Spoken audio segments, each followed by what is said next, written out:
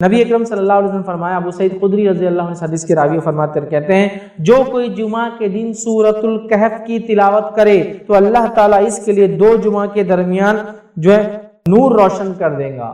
جو کوئی جمعہ کے دن سورۃ الکہف کی تلاوت کرے تو اللہ 2 جمعوں کے درمیان اس کے لیے نور کو روشن کر دیتا ہے۔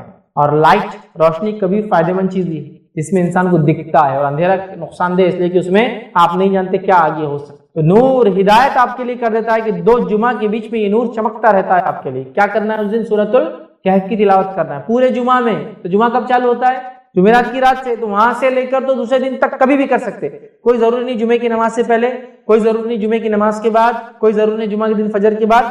آپ مغرب کے بعد سے لے کر جمعرات تھرسڈے گزر گیا، مغرب ہو گئی، وہاں سے لے کر سیکنڈ ڈے تک کر سکتے ہیں۔ ایک ساتھ بیٹھ کے کیجئے، یا ایک ساتھ نہیں ہو سکتے کسی وجہ سے تو توڑ کے کیجئے، انشاءاللہ کوئی مسئلہ نہیں کہ بھائی کچھ شروع کر دیا پھر بیچ میں ٹائم آ گیا نماز وغیرہ جا کے پھر آپ کا کنٹینیو کر لیا، ماشاءاللہ ایک ہاف این آور ہارڈلی زیادہ سے زیادہ ختم ہو گیا آپ کا سورۃ الکہف۔ ضرور پڑھے، اور سورۃ الکہف جب سب سے افضل اور سب سے عظیم دن میں پڑھنے کا حکم دیا جا رہا ہے تو میں آپ سے یہ کہوں گا سورۃ الکہف کی تفسیر پر بھی ذرا غور کرے کہ کیا وہ سندیش، کیا میسج اور کیا پیغام ہے سورت کے اندر کی سب سے عظیم اور سب سے افضل دن اس کو پڑھنے کا حکم دیا جا رہا ہے۔ جب آپ اس کو پڑھیں گے تو بہت ساری باتیں آپ کو پتہ چلیں گی۔ سورۃ الکہف کے اندر بہت سارے خزانے ہیں چھپے ہوئے، یاد رکھیے، جن کو آپ جب پڑھیں گے جمعہ کے اور سب سے افضل دن تو اس کو یاد رکھیں گے کہ یہ کیا ہے۔ اس کی پہلی 10 آیتوں کی صرف فضیلت یہ ہے اس سورۃ الکہف کی کہ جو اس کو تلاوت کرتا ہے کس سے محفوظ رہیں گا؟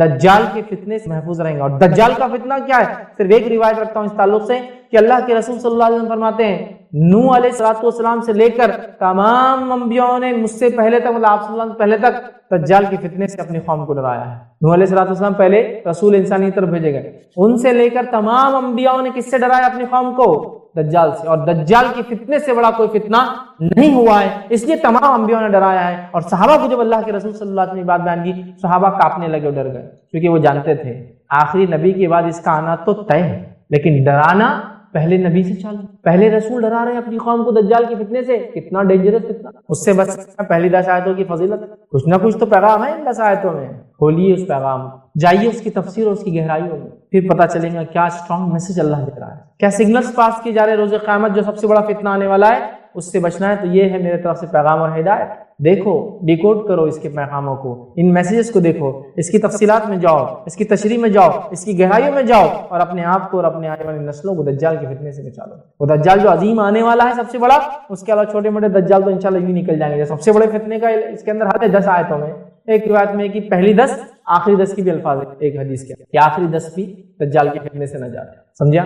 سورۃ الکہف پڑھیے، نوجوانوں کی واقعے سے چالو ہوتی ہے جو اپنے رب پر ایمان لائے اور پھر وہ اپنی جانوں کو بچانے ایک گفا میں چھپ گئے، رب العزت نے ان کو نشانی بنا دی۔ جب اٹھے پتہ نہیں کتنے 100 سال بعد، عرصہ ختم ہو چکا تھا، لوگ ایمان لا چکے تھے، یہ ایمان لائے تھے، کوئی ایمان والا نہیں تھا۔ جب یہ اٹھے نیندوں سے تو سب ایمان والے تھے، لوگوں نے پہچان لیا، کہا اچھا تم تو وہ تمہارے قصے مشہور تھے، لوگ بولتے تھے کچھ نوجوان چلے گئے وہ تم پہچان لیا۔ پڑھیے اس سورت، اس دن خاص کیا ہوتا ہے جب یہ پڑھ لیتے ہیں آپ تو ایک جمعہ سے دوسرے جمعہ ایک نور آپ کے لیے روشن کر دیا جاتا ہے۔ یہ سورۃ الکہف کی فضیلت ہے، خاص طور سے جمعہ کے دن پڑھے جانے کے لیے۔ سورۃ الکہف کا معاملہ فتنوں کے معاملے میں اس کی خصوصیت ہے۔ صحیح مسلم کی روایت ہے، نبی اکرم صلی اللہ علیہ وسلم فرماتے ہیں جو یاد کرے سورہ کہف کی اول 10 آیتیں وہ دجال کی فتنے سے بچ جاتا ہے۔ تو 4 بڑے فتنوں سے ہم کیسے محفوظ رہ سکتے ہیں اگر سورۃ الکہف کی 4 واقعات کو اگر ہم سمجھ لیتے ہیں؟ پہلا دین اور ایمان کا فتنہ، دوسرا مال و دولت کا فتنہ، تیسرا علم کا فتنہ، چوتھا اس واقعے سے جو ہم نصیحتیں سیکھیں گے وہ ہے عہدے، منصب، سربراہی، لیڈرشپ، بادشاہت کا فتنہ۔ دین و ایمان کے فتنے میں اصحاب کہف نے کیسے گائیڈ کیا ہم لوگوں کو؟ پہلی سکی ہوئی تھی توحید کو تھامنا۔ توحید سب سے اہم چیز ہے، یاد رکھیے، اس کے علاوہ کچھ نہیں۔ توحید کی نعمت، توحید کی دولت، توحید سے بڑی کوئی چیز دنیا میں نہیں۔ یاد رکھیے، ایک اللہ کو ماننا، اسی کی عبادت کرنا، اس کے اسماء و صفات پر ایمان لانا اور اسی کو رب اپنا تسلیم کرنا، یہ سب سے بڑی دولت ہے اگر کسی کو ملی ہے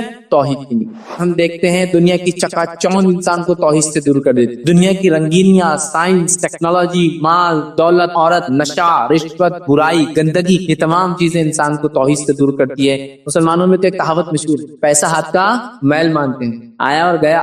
ये इतना बेवफा है कि किसी के पास टिका नहीं आज तक, इधर से उधर ऐसा छलांगे मारता ट्रांसफर होता। कभी कभार एक ही लाइफ में आप किसी की बादशाहत तो उसकी फकीरी भी देखें। इस दौर में फितना इतना बढ़ चुका है कि लोग मुल्हिद हो रहे हैं, अल्लाह का इनकार कर रहे हैं इल्म की वजह से। साइंस टेक्नोलॉजी मैंने सीख ली, अब मैं रब को नहीं मानता नौज़ुबिल्लाह, तो लोग इनकारी बन रहे हैं, लोग इल्म हासिल करके मुतकब्बिर बन रहे हैं। साइंसदान मुतकब्बिर, डॉक्टर साहब इतने मुतकब्बिर की लोगों से बात भी नहीं करते, तकब्बुर की बुनियाद। अरे यार छोटे मोटे लोग क्या बात करेंगे, मेरी बात क्या ताकत और इस्तात अगर अल्लाह आपको दे तो लोगों से शर दूर करना चाहिए। और हमारा मामला ये ताकत मिल गई हमको कि हम सबसे बड़े शर करने वाले लोगों के लिए बन जाते। तो जब तक गरीब थे अच्छे थे, जैसी माल आया पेड़ में से पैर निकल गए, इनको तकलीफ देना चाहिए। जब तक मैं गरीब हूँ दूसरों के से मांग रहा हूँ, परेशान हूँ, और जब मुझे मालदारी अल्लाह ने दी दूसरों पे जुल्म कर, जब मेरे पास पोजीशन नहीं थी तो लोगों से दबावा हूँ, जब पोजीशन मिल गई तो लोगों को दबा रहा हो रहा है। उसी तरह सूरह बकरा को ले ले तो कहीं सूरह बकरा के अंदर मुनाफिकों की सिफत, काफिरों की सिफत, अहले किताब की बुराइयां बयान की गई है। तो हर सूरह अपने अंदर कुछ ना कुछ खुसूसियतें लिए हुए होता है। तो हर सूरह में खुसूसियत रहेगी, बाज सूरतों की बाज मामलों में, बाज मौजूओं में, बाज टॉपिक में ज्यादा खुसूसियत। तो सूरतुल कहफ का मामला कितनों के मामले में इसकी खुसूसियत। और ये बात मैं इसलिए कह रहा हूँ, किसी मुस्लिम की रिवायत है, नबी अकरम सल्लल्लाहु अलैहि वसल्लम फरमाते हैं कि सूरतुल कहफ के ताल्लुक से, और रिवायत के अल्फाज यूं है,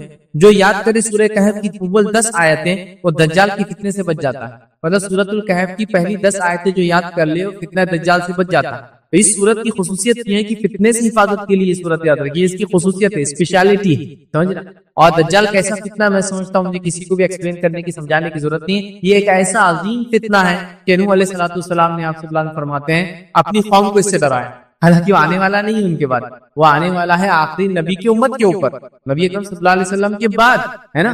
लेकिन डरा रहे कौन? वक्त के सबसे पहले रसूल डरा रहे हैं। किसको डरा रहे हैं? अपनी कौम को, दज्जाल।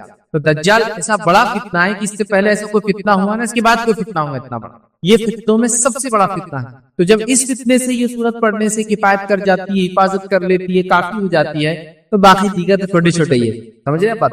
तो लिहाजा इस सूरत की खुसूसियत ये है, ये फितनों से हिफाजत के लिए। सूरतुल कहफ का गहरा ताल्लुक दज्जाल से और दीगर क़यामत से पहले आने वाली फितनों से है, लेकिन वो डिटेल्स में हम नहीं जाएंगे आज, क्योंकि दज्जाल से ताल्लुक हमारा टॉपिक नहीं है। लेकिन सूरतुल कहफ के ताल्लुक से जो आज में जो बात वो है कि सूरतुल कहफ के जरिए हम फितनों से कैसे बच सकते हैं। तो असबाब, और आज मैं आपको खास तौर से सूरतुल कहफ के जरिए दुनिया में पाए जाने वाले आजकल की सबसे बड़े 4 बड़े फितनों से हिफाजत कैसे की जा सकती है वो बातें मैं आपको, और ये 4 बड़े फितने 4 वाक़या से रिलेटेड है जो कुरान ने बयान किए। ये 4 बड़े फितने जिससे सूरतुल कहफ कैसे जरिया बन सकती है इन फितनों से हिफाजत के लिए, कैसे सबक ले सकते हैं इन फितनों से हिफाजत के लिए। तो वो 4 वाक़यात हैं, 4 वाक़यात 4 मुख्तलिफ जिसको कहेंगे चीजों के ताल्लुक से, और उन मुख्तलिफ चीजों को अगर हम देखें उसका उलट देखें तो फितनों के ताल्लुक से। तो 4 बड़े फितनों से हम कैसे महफूज रह सकते हैं अगर सूरतुल कहफ की 4 वाक़यात को अगर हम समझ लेते। तो आइए सूरतुल कहफ से जो असबाब हम लेंगे और जो फितनों से हिफाजत या फितनों के दौर में सूरतुल कहफ से जो असबाब लेंगे, और वो 4 खास फितने जिसके अंदर इंसान मुलविस होकर अपने आप को बर्बाद करता है, दुनिया और आखिरत बर्बाद करता है, वो चारों फितनों के ताल्लुक से सूरतुल कहफ क्या सबक देती है, वो 4 फितने हम देखेंगे। तो पहला फितना जो हम देखेंगे इंशाअल्लाह जिसके अंदर की क्या सबक मिलता है उस फितने के अंदर, वो है दीन और ईमान का फितना। मतलब दीन और ईमान के मामले में आप फितने में पड़ जाए, मुश्किल में पड़ जाए, ये हम देखेंगे। और इसके लिए हम सूरतुल कहफ का वाक़या लेंगे, असहाबे कहफ का वाक़या। दूसरा हम देखेंगे इंशाअल्लाह मालो दौलत का फितना, और इसके ताल्लुक से सूरतुल कहफ से हम सबक हासिल करेंगे वो 2 बाग वालों के वाक़े से। तीसरी नसीहत हम इससे लेंगे इल्म का फितना, और इल्म के फितने के मामले में हम इससे सबक लेंगे मूसा अलैहिस्सलाम और खिज़र अलैहिस्सलाम के वाक़े से। और चौथा सबक जो हम लेंगे इस सूरत से आज इंशाअल्लाह जिसको होगा अहद का, मनसब का, ओहदे का, बादशाहत का फितना। और इस मामले में हम जो जुल्क़रनैन की जिंदगी से जो है इस वाक़े से जो सूरह कहफ में उससे नसीहत और सबक हासिल करें। तो 4 किस्म के फितने हम देखेंगे, और चारों किस्म के फितने के अंदर हम जो है सूरह कहफ को क्या नसीहत करता है वो देखेंगे। और ये 4 बहुत बड़े बड़े फितने हैं, ऐसे बड़े बड़े और खतरनाक फितने जो इंसान की दीन और दुनिया दोनों बर्बाद कर देते हैं, याद बहुत ही खतरनाक फितने। तो अगर सूरतुल कहफ से ये सबक हम ले ले जिसके ताल्लुक से नबी अकरम सल्लल्लाहु अलैहि वसल्लम फरमाया कि हर जुमा सूरतुल कहफ को पढ़ना चाहिए, उनको जो नसीहत की कि हर जुमा जो सूरतुल कहफ को पढ़ना चाहिए। रिवायत में फरमाया जो सूरतुल कहफ को पढ़ता है तो इस जुमे से लेकर जो जुमा अगला आने वाला है उसके पीछे नूर साबित।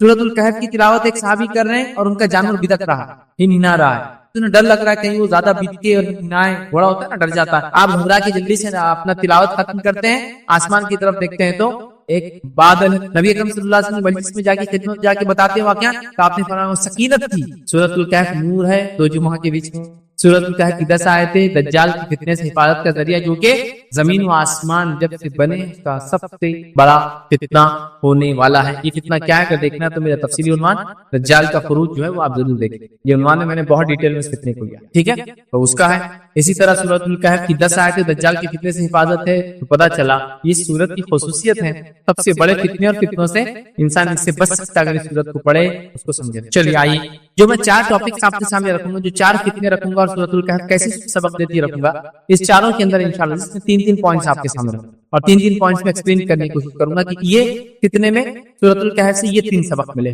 और ये फितने में सूरतुल कहफ से ये 3 सबक मिलेंगे। तो हर फितने को लेंगे और उससे सूरतुल कहफ से 3 सबक लेंगे। लेकिन ये बात मैं वजाहत कर दूं और पहले बता दूं, ये 3 असबाक ही से या ये 4 सबक ही सूरत से नहीं मिलते हैं, कई सबक है भाई इस सूरत के अंदर। तो मैंने सेलेक्टिवली 4 वाक़यात को चुना और 4 फितनों का रद मैं या इससे सबक या नसीहत में बता रहा हूँ। लेकिन कुरान की सूरतों को आप पढ़ते चले जाइए। कुरान एक समंदर है, याद रखिए, और समंदर के अंदर उलमा लिखते हैं जैसे समंदर से हर किसी को कुछ ना कुछ फायदा है। कुछ लोग समंदर के अतराफ में घूम के फिर के उसकी ठंडी हवा का फायदा उठाते हैं, कुछ लोग समंदर के अंदर तैर कर उसका फायदा उठाते हैं, कुछ लोग समंदर में सिर्फ तैर के नहीं उसमें वोता लगा के उसके डेप्थ में जाके फायदा उठाते हैं, और कुछ लोग उसकी गहराइयों में जाकर उसके अंदर की खजाने तलाश करके लाते हैं, समझ रहे? तो लिहाजा बहुत असबाक है। मैंने कहा ना, हर आयत और हर लफ्ज एक सबक लिए, बट उतना टाइम तो हमारे पास नहीं है कि हम पूरों को देखें। तो हम मोटे मोटे 4 असबाक 4 फितनों में नसीहत हासिल करें। और मैंने जैसा कहा, ये ऐसे 4 बड़े फितने हैं जो दीन और दुनिया को बर्बाद करने के लिए काफी। ईमान का फितना, कोई ईमान में फितने में पड़ जाए तो दुनिया और आखिरत खराब। इसी तरह हम देखते हैं माल और दौलत का फितना, जिसने अक्सरियत को हमको जो बर्बाद कर रखा है। तीसरा हम देखें इल्म का फितना, जिसने हमको कभी कभार तकब्बुर में डाल दिया है। आज इंसानियत ये समझती है कि हम इल्म, साइंस, टेक्नोलॉजी में इतने आगे बढ़ गए कि हमसे पहले कोई नहीं था, और नौज बिल्लाह हम खुदा से भी, रब से भी, क्रिएटर से भी आगे जा चुके हैं। वो ऐसा सोच रहे क्या ऐसा हो सकता है क्या कि नौज बिल्लाह बनाने वाला ऐसा कर सकता है? ये तो हमारी खुसूसियत है। इसी तरह हम देखेंगे अहदे मनसबी और जो है बादशाहत का, जिसको हम कहेंगे मतलब लीडरशिप अगर आपको मिल जाती है, अहदा मिल जाता है, तो फितने में इंसान पड़ जाता है। अपनी दुनिया खराब करता है, लोगों के हक मार के जुल्म करके, और अपनी आखिरत खराब करता है, क्योंकि उसके अमल बर्बाद हो जाते हैं जब लोगों का हक मारता है और उन पर जुल्म करता है। चलिए आइए, हर फितने के अंदर 3-3 नुकात रखूंगा। पहला देखेंगे दीन और ईमान का फितना। इस मामले में सूरतुल कहफ क्या सबक देती है? दीन और ईमान की फितने के ताल्लुक से जैसा बताऊंगा आपको, मैं असहाबे कहफ का वाक़या रखूंगा, क्योंकि इस वाक़े के अंदर दीन और ईमान के फितने में वो लोग पड़ गए थे और उन्हें कैसे अपनी नफ्स को बचाया, फिर रब्बुल इज्जत ने कैसे उनकी मदद की, और फिर क्या उनके साथ हुआ रखूंगा। लेकिन ये बता दूं, हर वाक़े को बहुत शॉर्ट में रखूंगा, टू शॉर्ट। वजह ये कि अगर सूरतुल कहफ के वाक़यात की अगर हम देखना शुरू कर दें, इतने प्यारे प्यारे, इतने बेहतरीन, इतने नसीहत वाले ये वाक़यात हैं जिसकी कोई इंतहा नहीं। असहाबे कहफ इतना इंटरेस्टिंग वाक़या है जिसकी कोई इंतहा नहीं याद रखी, और इतने नसीहतें उसमें नसाइज कहेंगे मौजूद है।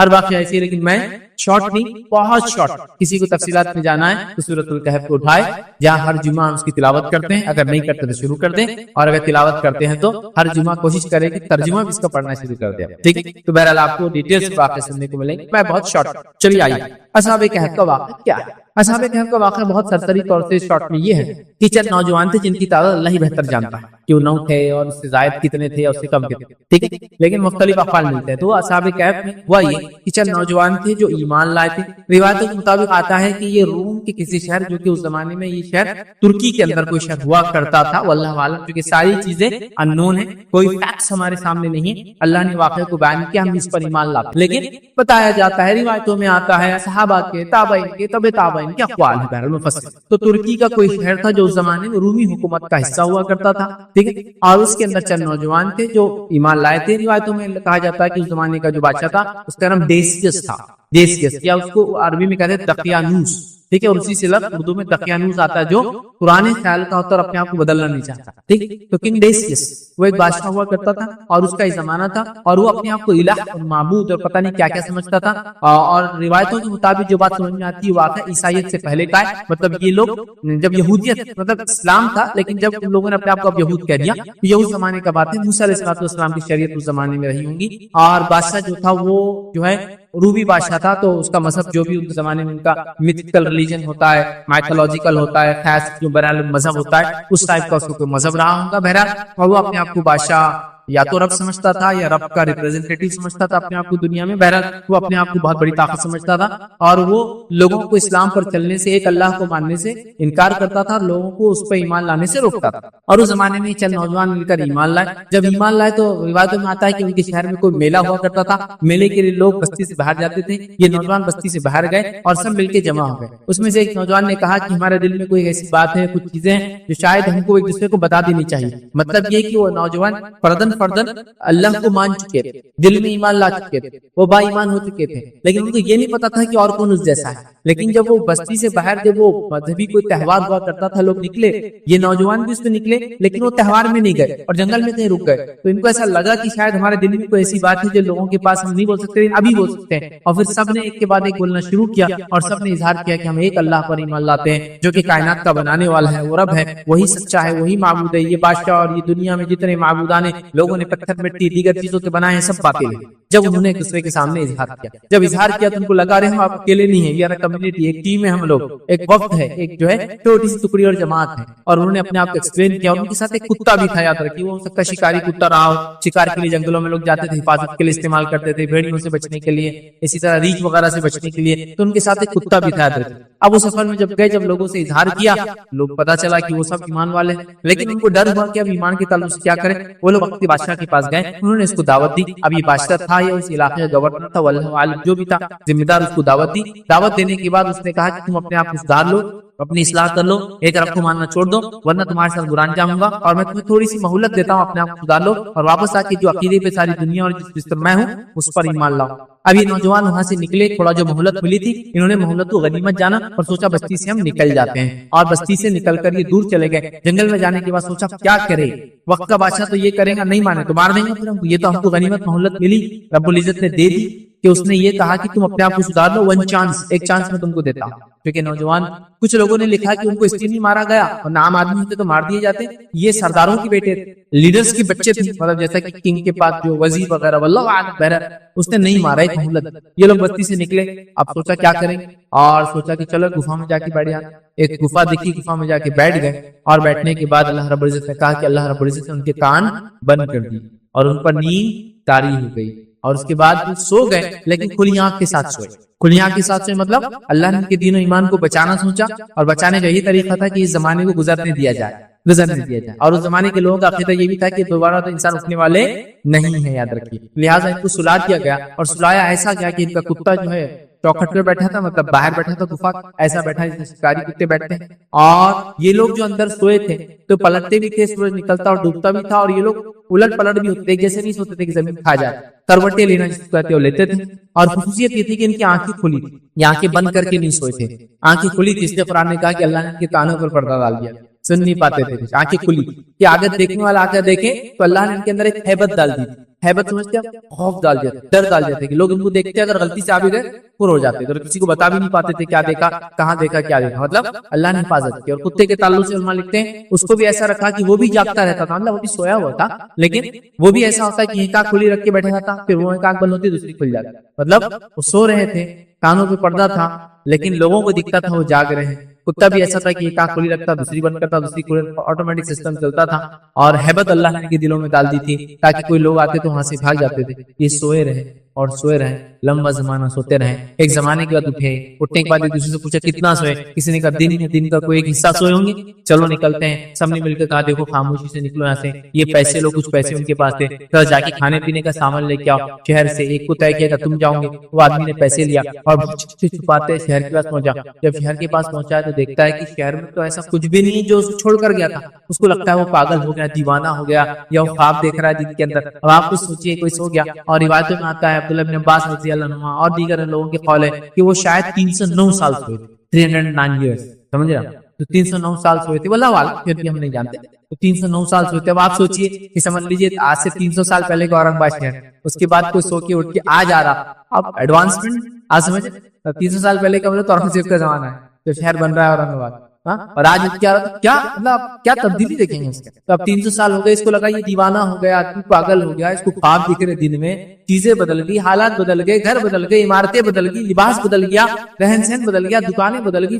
پھر چھپاتے دکان میں گیا، سکہ نکال کے بولتا ہے کھانے کچھ دو. دکاندار نے سکہ لے کے دیکھا، دوسروں کو بلایا جاؤ یہ کیا سکہ، یہ سمجھ نہیں آ رہا کہاں سے لا لی انہوں نے. تو ان کو لگا ان کو کوئی خزانہ ملا، تو یہ کیا کر رہے ہیں، سے خزانے میں جا کے لا رہے. اس نے کیا کیا، بات ہوئی اور بات ذمہ داروں تک گئی، بات وقت کے بادشاہ تک گئی. وقت کا بادشاہ بتایا تھا کیوڈوس اس کا نام تھا، لیکن وہ اسلام قبول کر چکا تھا، وہ مسلم تھا. واللہ عالم. بہرحال وہاں جاتے ہیں، وقت کے بادشاہ کو بتاتے، وقت کا بادشاہ کہتا ہے کہ یہ کہاں سے ملے. پھر وہ لڑکا بتاتا ہے کہ ایسا ایک گفا ہے، وہاں ہمارے اور بھی دوست ہیں، ہم لوگ ایسے سوئے تھے، سو کر جب اٹھے تو یہ حال ہے. لوگوں میں یہ بات مشہور تھی کہ چند نوجوان ایمان لائے تھے آج سے کچھ 100 سال پہلے، لیکن وہ کبھی نہیں ملے کہاں کو ملے. مشہور تھے واقع، اور بالکل وہ سکے لے کے آئے، اسی وقت کے بادشاہ کے سکے لے کے آئے، وہی نوجوان تھے، تعداد وہی تھی. لوگوں نے دیکھا، ان کا کتا تھا اس گفا کے پاس. بادشاہ بھی کیا، شہر کے لوگ گئے، دیکھا کرا، اور بہرحال اس کے بعد کو دیکھنے کے بعد، ملاقات کے بعد اللہ رب العزت نے ان سب کو موت دے دی، کیونکہ اللہ کو صرف بتانا تھا کہ اللہ جیسا پہلی بار پیدا کرتا دوبارہ پھر اٹھائیں.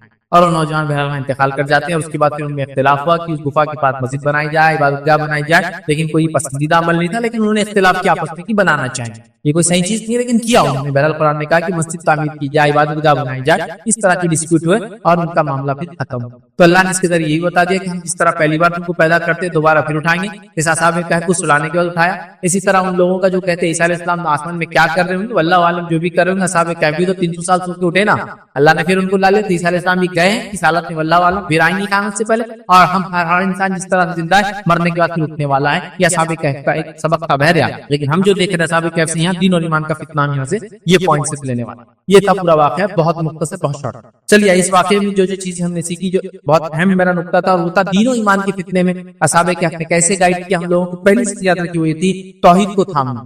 ان نوجوانوں نے جو سب سے پہلا کام کیا وہ توحید کو تھاما. توحید سمجھتے نا، ایک اللہ کو ماننے کو ایسا چمکے اس کو توحید پر. سب سے پہلا کام نوجوانوں نے کیا، توحید کو تھاما. تو میں گزارش کروں گا اصحاب کہف نے جس طرح سے ایمان لانے کے بعد توحید کو تھام لیا، ہم تمام لوگ بھی توحید کو تھام لیں. جس کو توحید مل گئی اس کو دنیا مل گئی، اس کو آخرت مل گئی. جس کو توحید نہیں ملی اس کی دنیا برباد ہوگی، اس کی آخرت برباد ہوگی. میری باتوں کو کان کھول کر سب سنیں. توحید سب سے اہم چیز ہے، یاد رکھیے، اس کے علاوہ کچھ نہیں. توحید کی نعمت، توحید کی دولت، توحید سے بڑی کوئی چیز دنیا میں نہیں. یاد رکھیے، ایک اللہ کو ماننا، اسی کی عبادت کرنا، اس کے اسماء و صفات پر ایمان لانا، ٹھیک ہے، اور اسی کو رب اپنا تسلیم کرنا، یہ سب سے بڑی دولت ہے اگر کسی کو ملی ہے توحید کی. توحید اصحاب کہف سے جو پہلا واقعہ دین اور ایمان کے فتنے سے بچنے کا ہمیں سیکھنے کو ملتا ہے. توحید کو لازم جانے، توحید کو وہ کرے.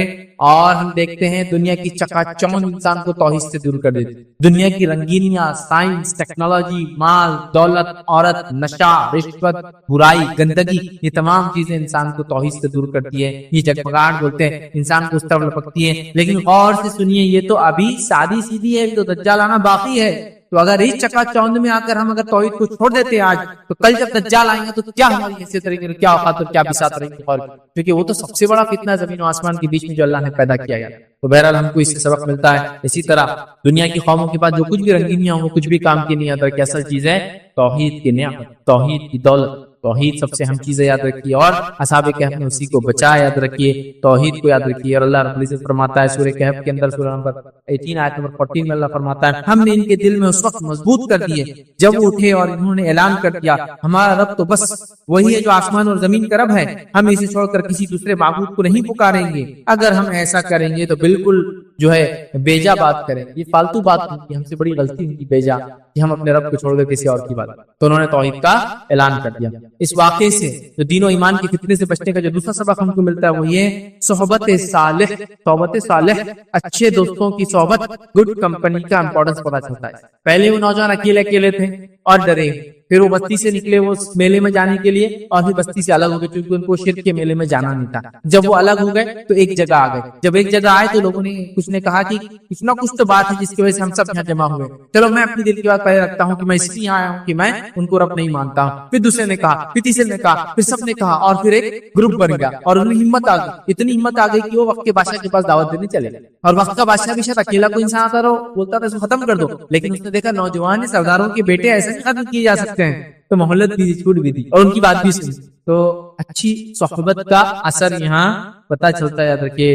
تو فتنے سے بچنے کے لیے ہم خیال لوگوں کا ایک جگہ جمع ہونا توحید پر بڑا ضروری، یا توحید پرستوں کا فتنوں کے زمانے میں ایک ساتھ رہنا بڑا ضروری. اور آج کل ہم اس کی جماعت کی اہمیت، ایک ساتھ رہنے کی اہمیت یا مسلمانوں کی ایک جگہ رہنے کی اہمیت ہم لوگ بھول چکے ہیں. تو ہمیں اس سبق کو یاد کرنا ہے. اصحاب کہف کیا ہوئے؟ توحید پر تھے، اکیلے تھے، پھر جمع ہوئے اور جمع ہو کے ایک طاقت بنی اور وقت کے بادشاہ کو دعوت دی. وہ بھی سوچتے ہیں مجبور ڈائریکٹ انکار نہیں کر سکتے. سمجھ رہے بات؟ تو لہٰذا جمع ہوں ایک جگہ یاد رکھیے. تو آج ہم دیکھتے ہیں ہم بری صحبت کو اختیار کرنا چاہتے ہیں. آج ہم دیکھتے ہیں ہم برائی کے ساتھ بلکہ بری صحبت پہ ہم فخر کرتے ہیں. میں ان کے ساتھ رہتا ہوں، ہمارے بچے ان کے ساتھ رہتے ہیں. بری صحبت پہ فخر اختیار کرتے ہیں. فخر اختیار کرنے کی چیز نہیں، یاد رکھیے اچھی صحبت اختیار کرنے کی ضرورت ہے. اللہ عز و جل نے نبی کریم صلی اللہ علیہ وسلم کو نصیحت کی اور کیا فرمایا سنی. سورہ کہف سورہ نمبر 18 آیت نمبر 28 میں فرمایا رکھا وَاصْبِرْ نَفْسَكَ مَعَ الَّذِينَ يَدْعُونَ رَبَّهُمْ بِالْغَدَاةِ وَالْعَشِيِّ يُرِيدُونَ وَجْهَهُ. اللہ فرماتا ہے کہتا ہے اور اپنے دل کو ان لوگوں کی معیت پر مطمئن کر جو اپنے رب کی رضا کے طلبگار ہے اور صبح و شام اس کو پکارتے ہیں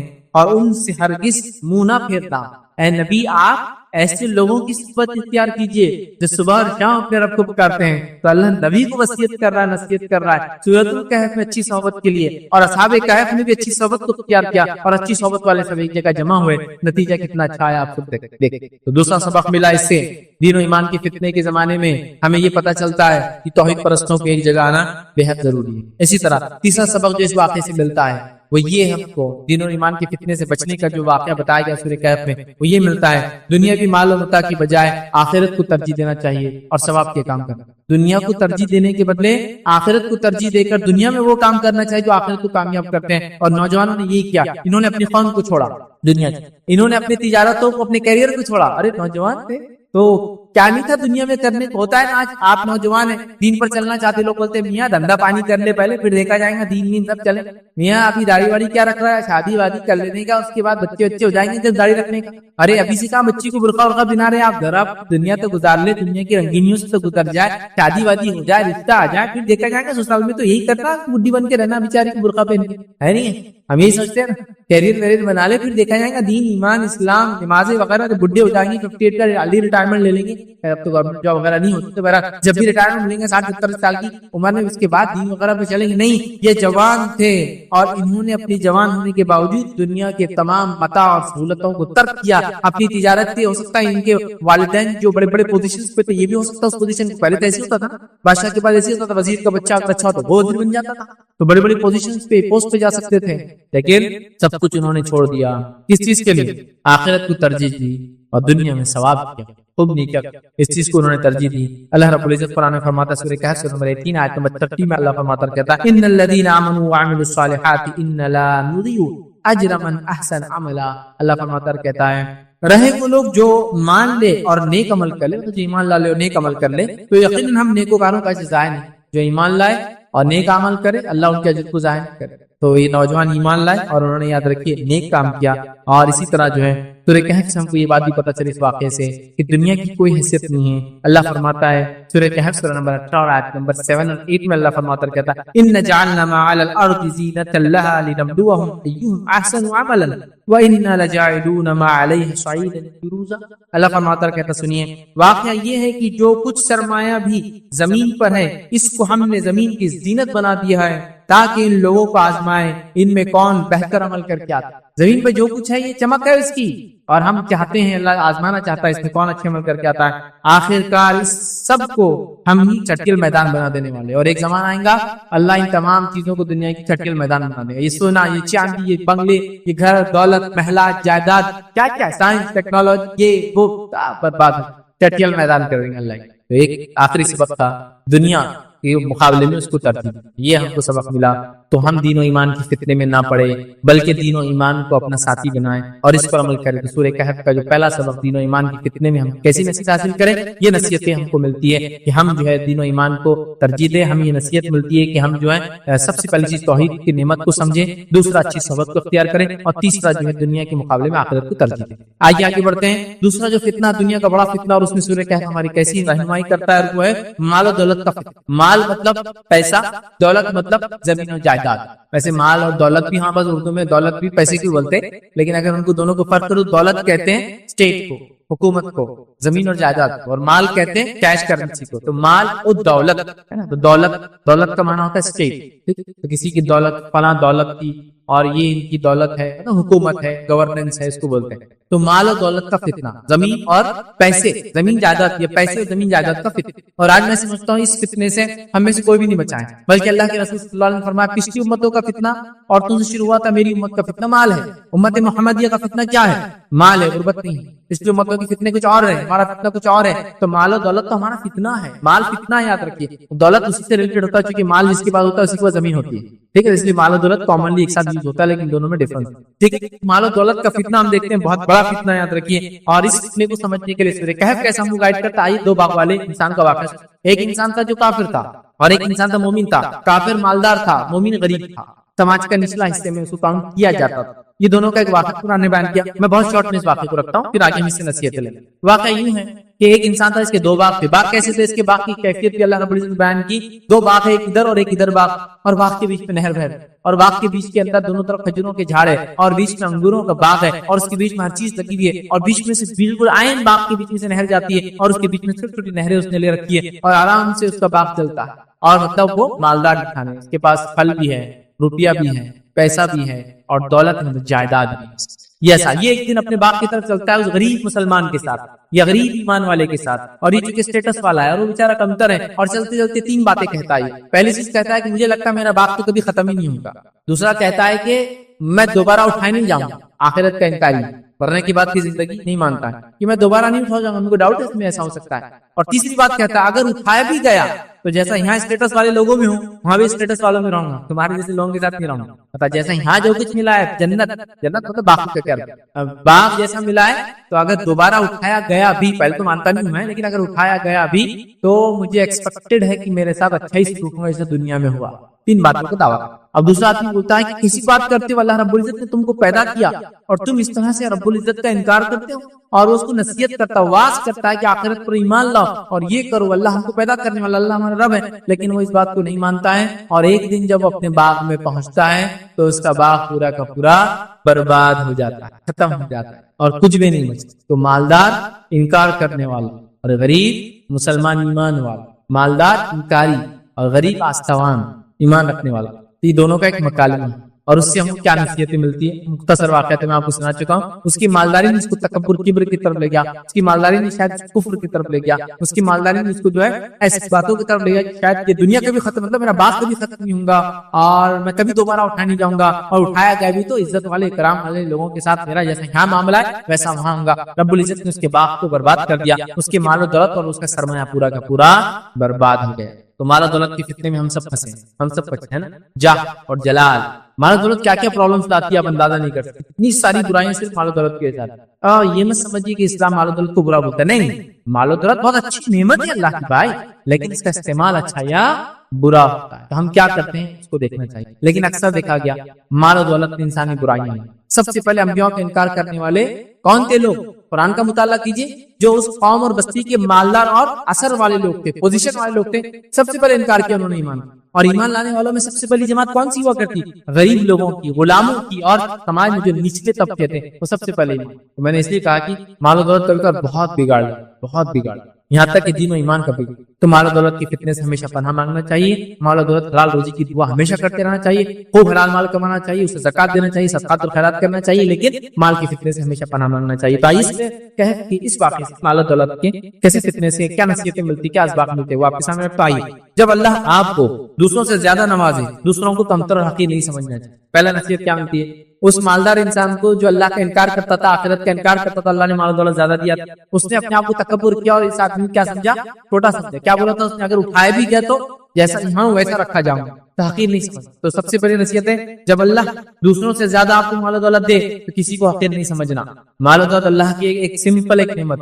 مسلمانوں میں تو ایک کہاوت مشہور ہے، پیسہ ہاتھ کا میل مانتے ہیں، آیا اور گیا، کہتے کہ ہاتھ پہ کتنا بھی میل لگا اتنا ڈھیروں میل لگا کالے ہاتھ ہو گئے صرف پانی کے نیچے ہاتھ ڈال کے یوں کرنا شروع کرو تب بہ کے چلا جائے پسینہ آ جائے ہاتھ میں میل نکل کے چلا جاتا پھر ہاتھ جیسے کہ اچھے ہو جاتے ہے نا تو میل بھائی آتا اور چلے جائے یہ اتنا بے وفا ہے کہ کسی کے پاس ٹکا نہیں آج تک ادھر سے ادھر ایسا چھلانگیں مارتا ٹرانسفر ہوتا کبھی بار دیکھ کی لائف میں آپ کسی کی بادشاہت تو اس کی فقیر بھی دیکھیں میں مثالیں دینا نہیں چاہتا ہوں وقت نہیں ہوتی مثال بہت بے وفا لیکن یہ وہ خطرناک دوست ہے جس کو لوگ بناتے ہیں جو سب سے زیادہ برباد کرتا ہے ہمارا ایمان اور عقیدہ اور تکبر بڑائی اور کیا کیا یہ برائی لاتا میرے پاس وقت نہیں بولنے بہت برا ہے نا سب سے پہلا کام میرے پاس مال و دولت ہے کبھی دوسروں کو حق نہیں یہ مالدار انسان نے جو اللہ کا انکار کر رہا تھا آخرت کا انکار کر رہا تھا اس نے سمجھا مال و دولت سب کچھ ہے اور ایک ایمان والے کو حقیر سمجھا آج ہی ہمارے پاس یہ بہت ہو گیا جس کے مال و دولت ہے وہ غریب مسلمانوں کو حقیر سمجھتے ہیں ان کے ساتھ بیٹھنا کھانا ان کی دعوتوں کو قبول کرنا اس سے برا سمجھتے ہیں رزق کبھی مت لیجیے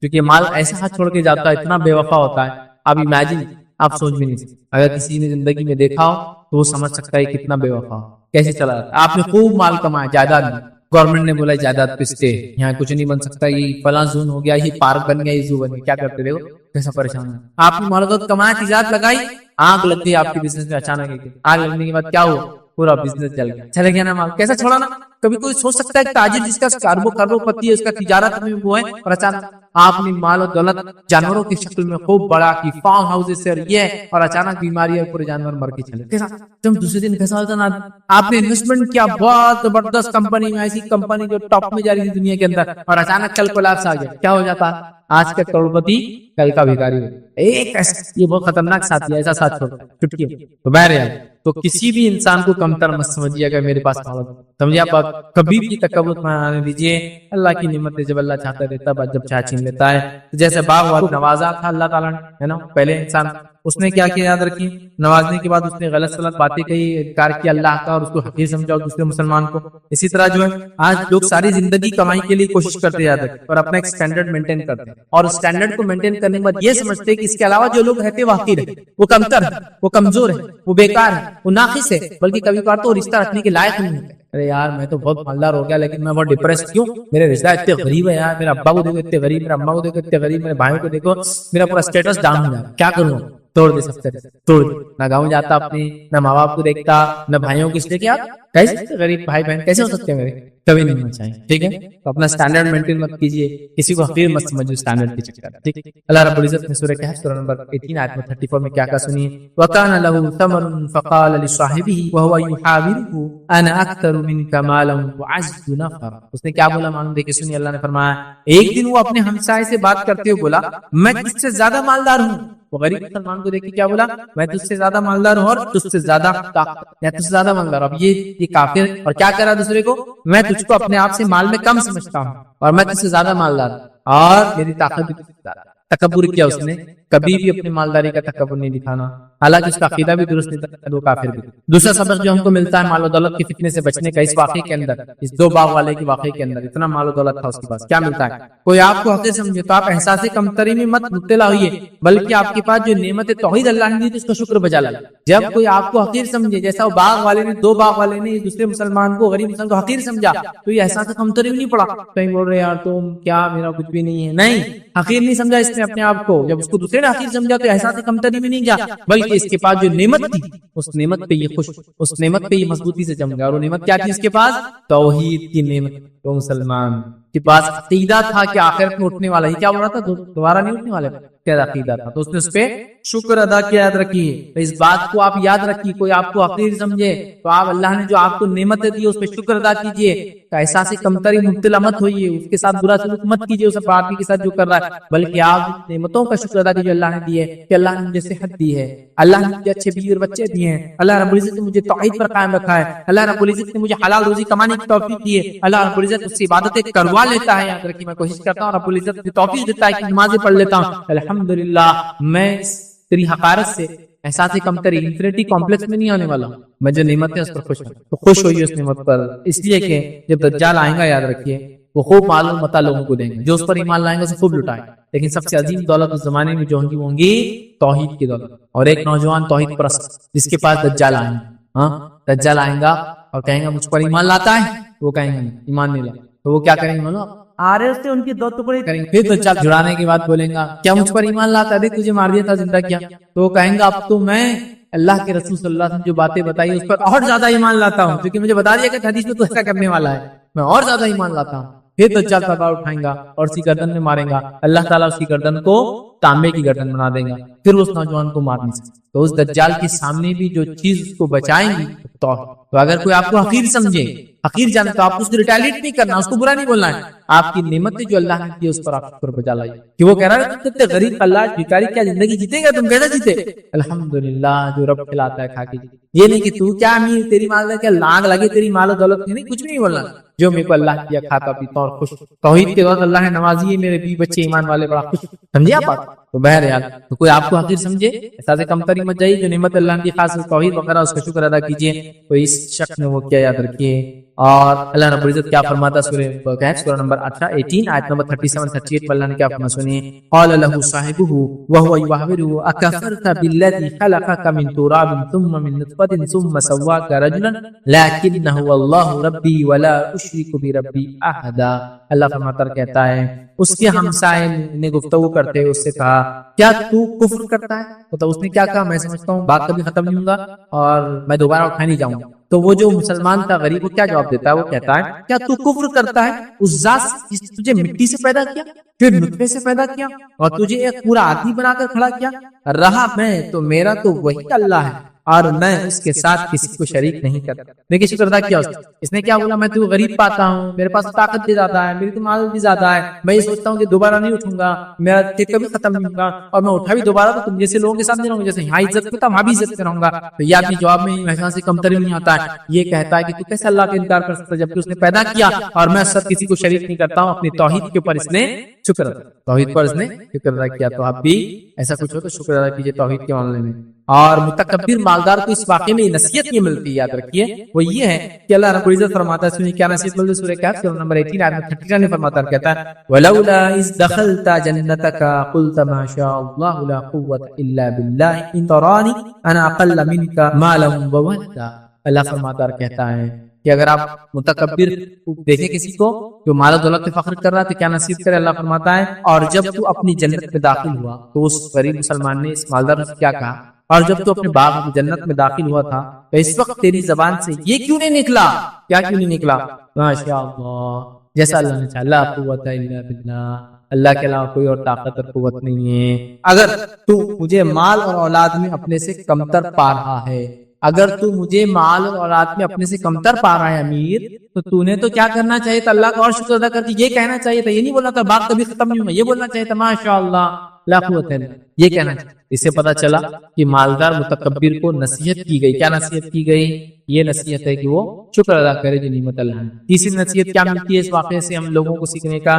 سورہ کہف کے اس واقعے سے تیسری نصیحت یہ ہے کہ غرور کا انجام کیا ہوتا ہے. زوال نعمت دنیا میں اور آخرت میں آگ تازہ. غرور کا انجام پتہ چلتا ہے اس واقعے سے ہمیں کہ دنیا کے اندر ذلیل ہوتا ہے وہ انسان جو غرور کرتا ہے اور آخرت کے اندر وہ جہنم میں جانے والا ہے. اور یہ انجام اس واقعے سے ہم کو پتا چلا. کیا ہوا؟ مغرور انسان جو تکبر کے ساتھ بول رہا ہے میں تیرے سے مال میں زیادہ ہوں، دولت میں زیادہ ہوں، عزت والا ہوں، اور میں سمجھتا ہوں باغ کبھی ختم نہیں ہوگا، اور میں سمجھتا ہوں آخرت کبھی نہیں قائم ہوگی، میں دوبارہ نہیں اٹھنے والا ہوں، اور میں سمجھتا ہوں اٹھا بھی تو اچھا میرا نہ لوں گا. اس کا انجام کیا وہ سن لیجیے. اللہ رب العزت کیا فرماتا ہے قرآن کے اندر اسی سورت کے اندر سورہ کہف سورہ نمبر 18 آیت 42 میں اللہ نے فرمایا کا وَوَهِيتَ بِثَمَرِهِ فَأَصْبَحَ يُقَلِّبُ كَفَّيْهِ عَلَى مَا أَنفَقَ فِيهَا وَهِيَ خَاوِيَةٌ عَلَى عُرُوشِهَا وَيَقُولُ يَا لَيْتَنِي لَمْ أُشْرِكْ بِرَبِّي أَحَدًا. اللہ فرماتا ہے اور اس کے سارے پھل گھیر لیے گئے. اب وہ باغ کا حال کیا ہوا جب اس نے تکبر کیا؟ اللہ نے پورے پھلوں کو اس کے برباد گھیر دیے گئے. بس وہ اپنے اس خرچ پر جو اس نے اس میں کیا تھا اپنے ہاتھ ملنے لگا اور وہ باغ تو آندھا الٹا پڑا تھا. ایسا بھور آیا، بونڈر، سائیکلون، ٹائکون جو بھی پھیلا تھا وہ آیا پورے اس کے کھیتی کو پھلوں سے الٹا کر.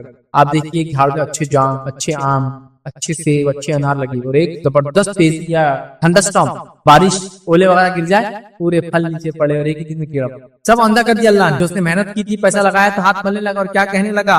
ملنے لگا اور باغ اندھا الٹا پڑا تھا اور وہ شخص یہ کہہ رہا تھا کاش میں اپنے رب کے ساتھ کسی کو شریک نہ کرتا. تو نصیحت کیا ملی؟ تکبر کا انجام دنیا میں خسارہ اور آخرت میں جہنم کا عذاب. تو یہ دوسرا سبق تھا اس سورت سے، سورہ کہف سے، جو ہم نے حاصل کیا، اور بڑا اہم سبق۔ آئیے سورۃ الکہف سے تیسرا سبق جو ہم حاصل کریں گے آج، اور جو بڑا فتنہ ہے، اس فتنے سے بچنے کا وہ ہے علم کا فتنہ۔ علم کے فتنے سے ہم کیسے بچیں، سورۃ الکہف کے پس منظر میں دیکھیں گے۔ اور علم کا فتنہ بہت خطرناک فتنہ ہے، جیسے میں نے کہا سائنس ٹیکنالوجی میں انسانیت نے اتنا ایڈوانسمنٹ کر لیا کہ انسان نعوذ باللہ یہ سوچ رہا ہے کہ ہم سب کچھ کر سکتے ہیں، سب کچھ مطلب سب کچھ، ہمارا کوئی کریٹر نہیں، ہم خود اپنے آپ کے کریٹر ہے، ہمارا کوئی خالق نہیں، ہم خود اپنے آپ کو ہم بنانے والے، اور ہم پیدا کر سکتے ہیں چیزوں کو، ہم بنا سکتے ہیں۔ سائنس ٹیکنالوجی ہم اتنے آگے جا رہے ہیں، یہ کر سکتے ہیں، وہ کر سکتے ہیں، وہ کر سکتے ہیں، وہ کر سکتے ہیں، اور یہ سوچ رہا ہے کیا خدا کچھ کام باقی ہے؟ خدا نے بنایا اور بستی کو، دنیا کو چھوڑ دیا، اب سب کچھ ہم کر رہے ہیں، بلکہ ہم اور ایڈوانس جا رہے ہیں۔ یہ رہا ایک عام بات۔ دوسرا اس میں ان کے فتنے میں یہ لے سکتے ہیں وہ لوگ جن کو اللہ نے علم دے رکھا ہے، سائنسدان وغیرہ وغیرہ وغیرہ، ایسے جو لوگ ہوتے ہیں وہ بھی اپنے علم کے فتنے میں نہ پڑے، اپنے آپ کو عاجز رکھیں۔ تیسری چیز یہ پتہ چلتی ہے کہ وہ لوگ جو دین کا علم رکھنے کا دعویٰ کرتے ہیں وہ لوگ بھی اس فتنے میں نہ پڑے کہ مجھے اگر دین کا علم ہے یا اللہ نے کچھ مجھے تھوڑا بہت علم دے رکھا ہے تو میں بہت کچھ، یا ہر قسم کا جس کے پاس علم ہے وہ فتنے میں نہ پڑے اس کے، بلکہ اللہ سے دعا کرے کہ اللہ اس علم کو میرے لیے نفع بخش بنائے اور میں جو علم رکھتا ہوں اس پر میں بعمل رہوں۔ سمجھ رہا بات؟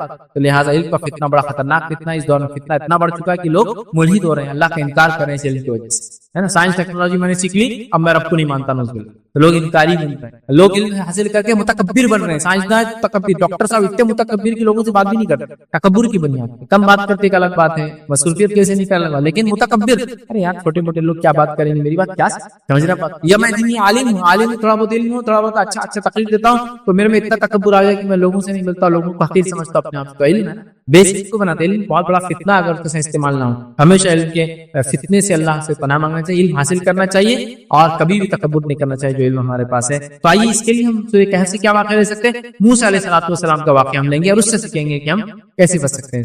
موسیٰ علیہ السلام کا واقعہ کیا ہے، بہت مختصر بیان کرتا ہوں۔ موسیٰ علیہ السلام اور خضر علیہ السلام کا واقعہ۔ موسیٰ علیہ السلام ایک بار بنی اسرائیل کو خطبہ دے رہے تھے، بنی اسرائیل میں سے کسی نے پوچھا کہ اے موسیٰ، دنیا کے اندر سب سے زیادہ علم والا انسان کون ہے؟ موسیٰ علیہ السلام کو لگا کہ میں وقت کا برگزیدہ نبی ہوں، اور اولو العزم پیغمبر جو گزرے ہیں یاد رکھیے وہ 5، نوح علیہ السلام، ابراہیم علیہ السلام، موسیٰ علیہ السلام، عیسیٰ علیہ السلام اور محمد صلی اللہ علیہ وسلم، یہ 5 برگزیدہ پیغمبر گزرے۔ تو موسیٰ علیہ السلام کو لگا کہ میں ہی ہوں گا، تو آپ نے کہہ دیا میں، میرے پاس سب سے زیادہ اللہ رب العزت نے کہا، کیونکہ اللہ رب العزت یہ چاہتا تھا، حدیث کے اندر الفاظ آتے ہیں کہ جو موسیٰ علیہ السلام سے بھی سوال ہوتا آپ نے کہنا چاہیے تھا اللہ سب سے زیادہ علم والا، تو اللہ نے ان کی پکڑ کی موسیٰ علیہ السلام، یہ اللہ نہ بولتے موسیٰ نے یہ کہا کہ میں سب سے زیادہ علم والا، چلو جاؤ موسیٰ تم کیا کرو، نکلو ایک سفر پر اور جاؤ ہمارے بندے کے پاس جس کو ہم نے علم دے رکھا ہے، دیکھو ذرا تم نے یہ کہا تم کے سب سے زیادہ علم، جاؤ ذرا۔ موسیٰ علیہ السلام نکلتے ہیں اور پورا واقعہ بہت لمبا ہے، بہت شارٹ میں جانا، ایک مچھلی لے کے نکلتے جو کہ علامت ہوں گی، مچھلی جہاں پانی میں جائیں گی اس کا مطلب وہاں موسیٰ علیہ السلام کو اس شخص سے اللہ ملائے گا جس سے ملانا چاہتا ہے، اور موسیٰ علیہ السلام کو اس کا جواب ملے گا کہ علم میں جو انہوں نے کہہ دیا میں سب سے زیادہ علم والا۔ اور موسیٰ علیہ السلام یوشع بن نون جو کہ ابھی صحابی رسول ہے، یہ بعد میں چل کے نبی بنے بنی اسرائیل کے آدمی، اور ایسے واقعات ہم کو ملتے ہیں کہ کچھ لوگ پہلے صحابی تھے کسی نبی کے اور بعد میں اللہ نے ان کو نبوت دی، تو یوشع بھی ان میں سے ایک ہے، یوشع ابن نون، یہ پہلے بنی اسرائیل کی ایمان لانے والے انسانوں میں سے تھے، موسیٰ علیہ السلام کے حواری میں تھے، بعد میں اللہ نے ان کو نبوت دیا تھا۔ تو یہ سفر پہ نکلے، نوجوان ساتھی تھے ان کے، موسیٰ علیہ السلام اور یہ دونوں سفر پہ نکلے۔ موسیٰ علیہ السلام نے کہا جب مچھلی چلی جائے نکل کے زندہ ہوتی، مطلب وہ مچھلی مری ہوئی تھی لیکن ایک مقام پر اللہ نے حکم دیں گا اس کو زندہ ہوں گے، پانی میں جائیں گے، وہاں اپن ملیں گے۔ وہ لوگ چلے جگہ سوئے، سو کر اٹھے، مچھلی نکلی اور پانی میں چلے گئی، یوشع ابن نون بھول گئے، موسیٰ علیہ السلام تھوڑی دیر سے اٹھے، موسیٰ علیہ السلام جب اٹھے دونوں سفر پہ نکل کے، ایک رات گزر گیا، موسیٰ علیہ السلام کا بڑے تھک گئے، کیا ہوگا، کہا چلو کچھ کھاتے، جب کھانے کے لیے کھولا تو کہا ارے میں بھول گیا، مچھلی تو نکل کر چلے گئی، تو شیطان نے مجھے بلا دیا۔ موسیٰ علیہ السلام نے کہا کوئی بات نہیں، ہم واپس ریٹرن جائیں گے، ریٹرن گئے، اس مقام پہ پہنچے جہاں مچھلی نے ایک سوراخ کر کے پانی میں گئی تھی، وہاں انتظار کرے اور وہاں آئے خضر علیہ السلام۔ خضر علیہ السلام سے موسیٰ علیہ السلام کی ملاقات ہوئی، اور خضر علیہ السلام اور موسیٰ علیہ السلام نکلے، اس نہر کے کنارے سے چلے، ایک کشتی دکھی، کشتی کو ہاتھ بتایا گیا، لوگوں نے پہچان لیا یہ خضر ہے، اور خضر کا احترام کرتے چونکہ وہ نون تھے اس علاقے اندر، شاید کہا کہ آپ آئیے اور بغیر پیسے کے سفر کیجیے کشتی میں۔ وہ بغیر پیسے کے سفر کرنے کشتی میں بیٹھے، کشتی چلے چلے ایک مقام تک پہنچی، اور خضر علیہ السلام نے کشتی کا ایک تختہ نکالا، خاموشی میں لوگ جب نہیں دیکھ رہے تو توڑ، اور موسیٰ علیہ السلام کو پہلے بتا دیا تھا میرے ساتھ چلوں گے تو خاموش رہنا تمہارا کام ہے، اور جب میں بتانا چاہوں گا تب میں بتاؤں گا میں نے کیوں کیا۔ لیکن موسیٰ علیہ السلام کو تاب نہیں ہے، ایک آدمی آپ کو فری رائڈ دے رہا ہے، کشتی میں فری بٹھایا اور تم کشتی توڑ دیا، خراب کر دیا، امیزنگ، عجیب کی بات۔ اور اسی دوران جو توڑنے سے پہلے واقعی یہ روایت کے اندر آتا ہے کہ خضر علیہ السلام موسیٰ علیہ السلام کھڑے تھے، چڑیا آئی اور چڑیا آ کے اس کشتی کے اوپر بیٹھی اور اس نہر میں سے پانی پیا، یا اس دریا کی بڑی پانی پیا، تو خضر علیہ السلام نے کہا موسیٰ یہ چڑیا کیا بتا رہی ہے معلوم کو؟ تو موسیٰ علیہ السلام نے کہا کیا؟ تو یہ بتا رہی ہے کہ جتنا پانی میں نے اپنے چوچ میں لیا، جتنا پانی میں نے اپنے چوچ میں لیا، اتنا ہی تیرا اور میرا ملا کر اللہ کے علم کے مقابلے میں، اللہ کے علم سمندر جیسا ہے، اور جیسا چڑیا نے سمندر میں سے ایک گھٹ، چڑیا کا گھٹ کیا ہوتا تو صرف کتنے ml کا سپ پیوں گی اسے پتا نہیں، 1 ml 2 ml ہے نا، اتنا سا سپ لیتی چڑیا، تو کہا موسیٰ علیہ السلام سے کہ جو چڑیا نے پانی پیا، یہ چڑیا بتا رہی ہے کہ اللہ کے علم کے مقابلے ہمارا علم صرف اتنا ہے، جیسا اللہ کے علم سمندر ہے، تو چڑیا نے جو پانی پیا نا اتنا تیرا اور میرا علم۔ پھر بعد وہ آگے چلی، انہوں نے توڑ دیا اس کا وہ موسیٰ علیہ السلام کو وہ نہیں، آپ نے پوچھ لیا۔ خضر نے کہا میں نے تو پہلے بولا تھا مجھ سے کوئی سوال نہیں جب تک میں جواب نہ دوں، ابھی خاموش ہو۔ موسیٰ علیہ السلام نے کہا ٹھیک ہے، اس چیز کے لیے مجھے چھوڑ دو جسے میرا کنٹرول نہیں ہے، میں نے جان بوجھ کے نہیں کیا لیکن نکل گیا میرے منہ سے تم نے جب ایسا کیا تو، حالانکہ فری رائٹ دی ہم کو۔ بہرحال انہوں نے کہا چلو آگے چلے، تو ایک بچہ ملا، خضر علیہ السلام نے اسے قتل کر دیا۔ موسیٰ علیہ السلام نے کہا یہ تو بہت ہو گیا، ٹو مچ، ایک جان لے لی تم نے بغیر کسی عذر کے۔ خضر نے کہا دیکھو میں نے تم سے پہلے ہی کہا تھا ساتھ چلنا، تو خاموش رہنا، کہا ٹھیک ہے میں خاموش رہنے کی کوشش کروں گا۔ آگے بڑھے تو ایک بستی میں گئے، بستی میں جا کے کھانا مانگا، بستی والوں نے کھانا نہیں دیا، تو وہاں ایک دیوار پہ گرنے پہ ٹیڑھی ہو گئی، تو خضر علیہ السلام نے دیوار کو سیدھی کر دیا۔ موسیٰ علیہ السلام نے کہا خضر انہوں نے ہم کو کھانا نہیں دیا اور تم ان کی بستی میں گرتی ہوئی دیوار کو سیدھا کرو۔ خضر علیہ السلام نے کہا کہ بس بھائی اب یہ عرب ہونے کا ٹائم آ گیا، میں نے آپ سے کہا تھا جب تک میں نہ بولوں آپ مجھ سے کوئی کوشچن نہیں کریں گے، اور آپ لگاتار ہر اس پہ میرے سے کوشچن، تو یہ سپریشن کا ٹائم آ گیا۔ اللہ کے رسول صلی اللہ علیہ وسلم نے حدیث میں یہاں یہ فرمایا تھا کاش کہ ایسا ہوتا کہ موسیٰ خضر سے سوال نہ کرتے تو نہ جانے اللہ کتنے عجیب و غریب چیزیں ہم کو بتا دیتا اس کے ذریعے، تو کیسے عجیب و غریب واقعات ہو رہے ہیں۔ خضر علیہ السلام نے کہا اب تو فنش ہوگا، آپ سے میں نے پہلے بولا تھا مجھ سے کوئی سوال نہیں جب تک میں جواب نہیں، تو میں نے کشتی کا تختہ توڑا تو بھی پوچھا، لڑکے خط کیا تو بھی آپ نے پوچھا، میں نے کہا نہیں پوچھنا، اب پھر پوچھا آپ نے کہا ابھی ہمارے الگ ہونے کا ٹائم ہے، چلیے میں آپ کو بتا دیتا ہوں کیا کیا چیزیں میں نے جو کیا اور کیوں کیا۔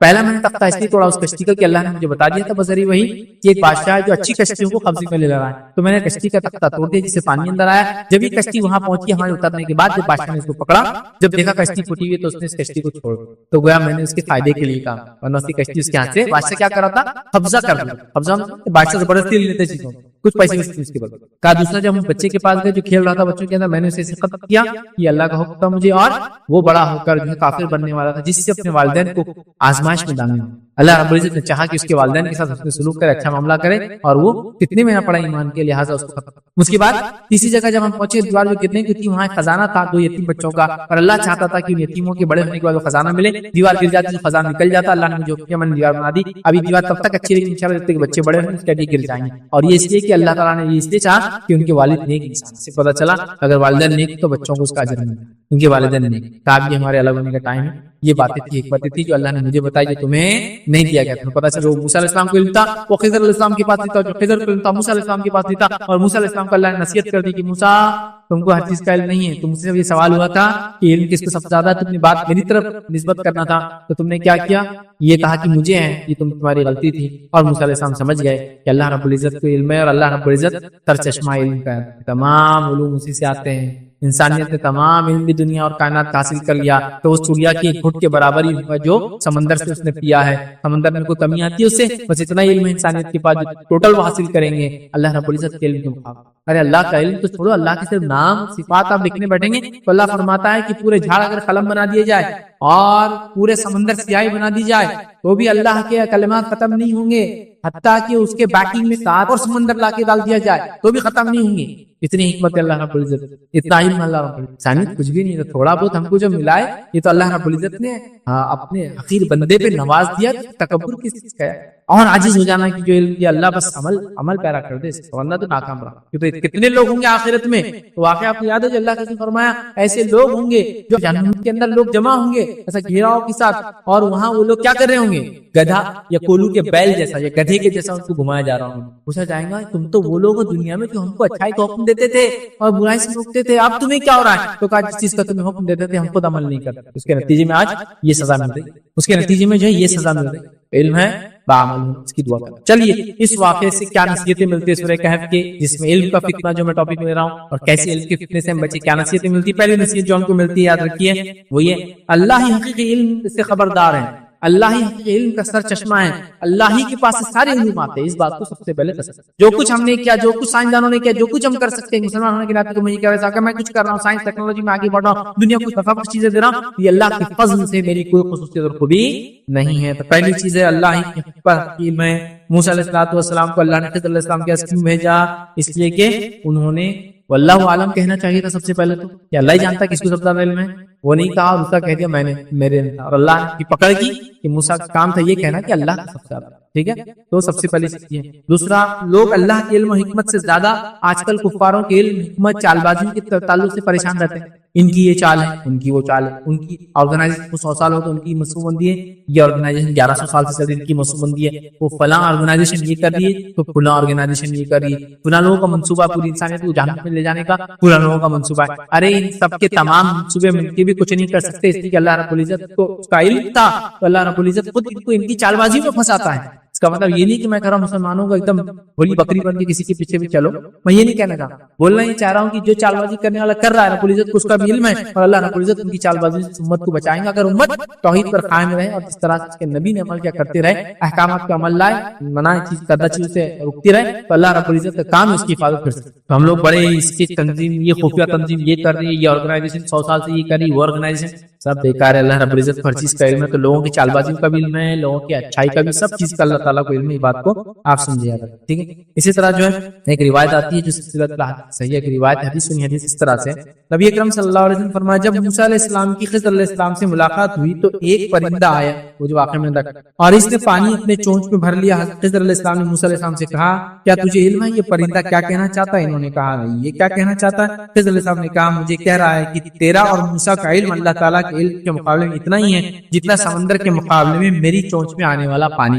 تو اللہ رب العزت کی ذات اصلی ہے، جب یہ پورے اتنے برگزیدہ نبیوں کا علم ایک چونچ میں پانی کے ہوتا ہے، تو یہ تنظیموں کا، یہ شر پسند لوگوں کا، یہ شیطان کی پیروکاروں کی چالوں کی کیا اوقات ہے ایسے؟ پر میں نہیں کہہ رہا ہوں معصوم بکری بن کے چل، میرا بولنے کا مقصد یہ ہے ہم اللہ پہ توکل کرے، ایمان اللہ جیسے لانے کا حق ہے، اللہ رب العزت ہماری حفاظت کرے۔ دوسرا، ہم اس واقعے سے کیا نصیحت سیکھتے اور علم کے فتنے سے ہم کیسے بچ سکتے ہیں اس واقعے سے، وہ یہ واقعات کے پیچھے موجودہ اللہ کی عظیم حکمتوں کو ہم سمجھیں۔ جو چیز زندگی میرے اور آپ کے ساتھ ہوتی ہے مجھے اس کا علم نہیں ہوتا ہے، لیکن اللہ کی عظیم حکمت کو ہم ذہن میں رکھیں کہ اللہ نے کچھ نہ کچھ حکمت سے یہ کام میرے ساتھ کروایا ہے۔ اور روایتوں میں الفاظ آتا ہے کہ کوئی کام مومن کے ساتھ نہیں ہوتا مگر یہ کہ اس کے لیے نفع ہوتا ہے، جیسا کشتی میں سوراخ کر دیا، توڑ تختہ توڑ دیا، خاموشی میں خضر علیہ السلام ہے نا۔ اب تو کشتی والے پہ کیا گزری ہوں گی اس تھوڑی دیر، کب تک؟ جب تک کہ وہ کشتی چھوٹ نہ گئی، کیا گزری ہوں گی؟ کس نے کیا میرے ساتھ یہ لعنت و ضرر مناوا تو میری کشتی کو توڑ دی ہے نا۔ اور جیسی بادشاہ کے پاس گئے، بادشاہ بولا چل لاؤ کشتی، اللہ اچھی کشتی کس کی لو، جب ٹوٹی ہوئی کشتی لے کر چھوڑ دیا تو ہاں چچ بابا بہت اچھا ہوا جو ٹوٹا ہے نا۔ کتنے جلدی انٹینشنز کیسے بدلتے ہم لوگ، ہم یہ سوچ لیں اللہ کی عظیم حکمت ہے، اللہ کا گریٹر پلان ہے۔ میں راستے جانا گر گیا اور پیر ٹوٹ گیا، اور ابھی تو میری ریس، ابھی تو میرے گیمز تھے، ابھی تو میرا اسپورٹ تھا، ابھی تو میرے کو ہیلتھ کی ضرورت تھی، ابھی تو بزنس ٹائم تھا، ابھی تو سیزن تھا، ابھی تو کھیتی کا ٹائم تھا، ابھی تو یہ تھا۔ ویٹ رک جاؤ، آسمان حکمت ہے اس کے پیچھے رب العزت کی، ہو سکتا ہے یہ ٹوٹنا اور تمہارا آرام کرنا تمہارے لیے خیر کا سبب۔ ایک صحابی کو بتائیں لگے، ان کو پیرالسس فالج لقوا مار گیا ہے نا، سن ہونا تھا، ہاف باڈی پیر۔ اب اتنے پریشان ہو کے پیرالسس ہو گئے، اتنے پریشان ہو جسی کو انتہا نہیں۔ جب پیرالسس ختم ہونے کے بعد ان کی باڈی کی چیکنگ وغیرہ ہوا تو ڈاکٹرز نے یہ ڈیٹیکٹ کیا کہ ان کی پھیپڑوں وغیرہ میں کچھ ایسا مرض ہو گیا تھا کہ جب وہ پیرالسس ہوا اور وہ جب آرام کرتے رہے تو آٹومیٹک پیرالسس کے ساتھ وہ مرض بھی کیور ہو گیا۔ اگر وہ اچھے ہوتے تو شاید اس مرض سے ان کو بہت زیادہ نقصان ہوتا اور تکلیف، بلکہ ڈاکٹروں نے دیکھا شاید مر جاتے اس کے۔ ہم نہیں مانتے کہ جب تقدیر میں رہا وہ وقت آتا تو انسان مرنا جب تبھی مرنا، آپ سمجھے؟ تو اللہ نے ایک پیرالسس کے ذریعے دوسرا ٹریٹمنٹ کر دیا اور ساتھ میں جو مومن کے ساتھ ہوتا ہے اللہ کے بڑے منصوبے کو ذہن میں ہمیشہ رکھ۔ ہم لوگ کتنے ناشکر ہیں، کتنی چھوٹی چھوٹی چیز ہو جاتی، گر گئے پیروں کچھ ہو گیا، ابھی سنا تھا کہ اللہ تعالیٰ کو ابھی کرانا تھا کہ اتنا امپورٹنٹ کام ہے، اب دیکھو نا بچے کا انٹرویو تھا، اللہ تعالیٰ نے ہاتھ اڑا دیا، کیا ہمارا ہی گھر ملتا نوز باللہ اللہ تعالیٰ۔ ایسی جملے ہم لوگ بولتے ہیں چھوٹی چھوٹی چیزیں، دیکھو اب اتنی ضرورت تھی پیسوں کی، ابھی انہوں بیمار پڑے، اب کون کما کے لائیں گے؟ آپ نہیں جانتے، سکتا اس کی جان جانے والی تھی۔ خضر علیہ السلام دیکھیے کیسے کیسے کام کر رہے ہیں، تو اللہ تعالیٰ نے ان کے ذریعے بتایا اللہ کے فرشتے بھی ایسا کام کرتے رہتے ہیں انسانوں کے لیے ادھر ادھر جا کر۔ کبھی کبھار ایسا میں تعجب کے ساتھ سوچتا ہوں، بچوں کو دیکھتا ہوں، بچوں کو آج کل تو CCTV کیمرے کا دور، عجیب و غریب معجزاتی ڈھنگ سے بچ جاتے، کہیں بھی نکل جاتے۔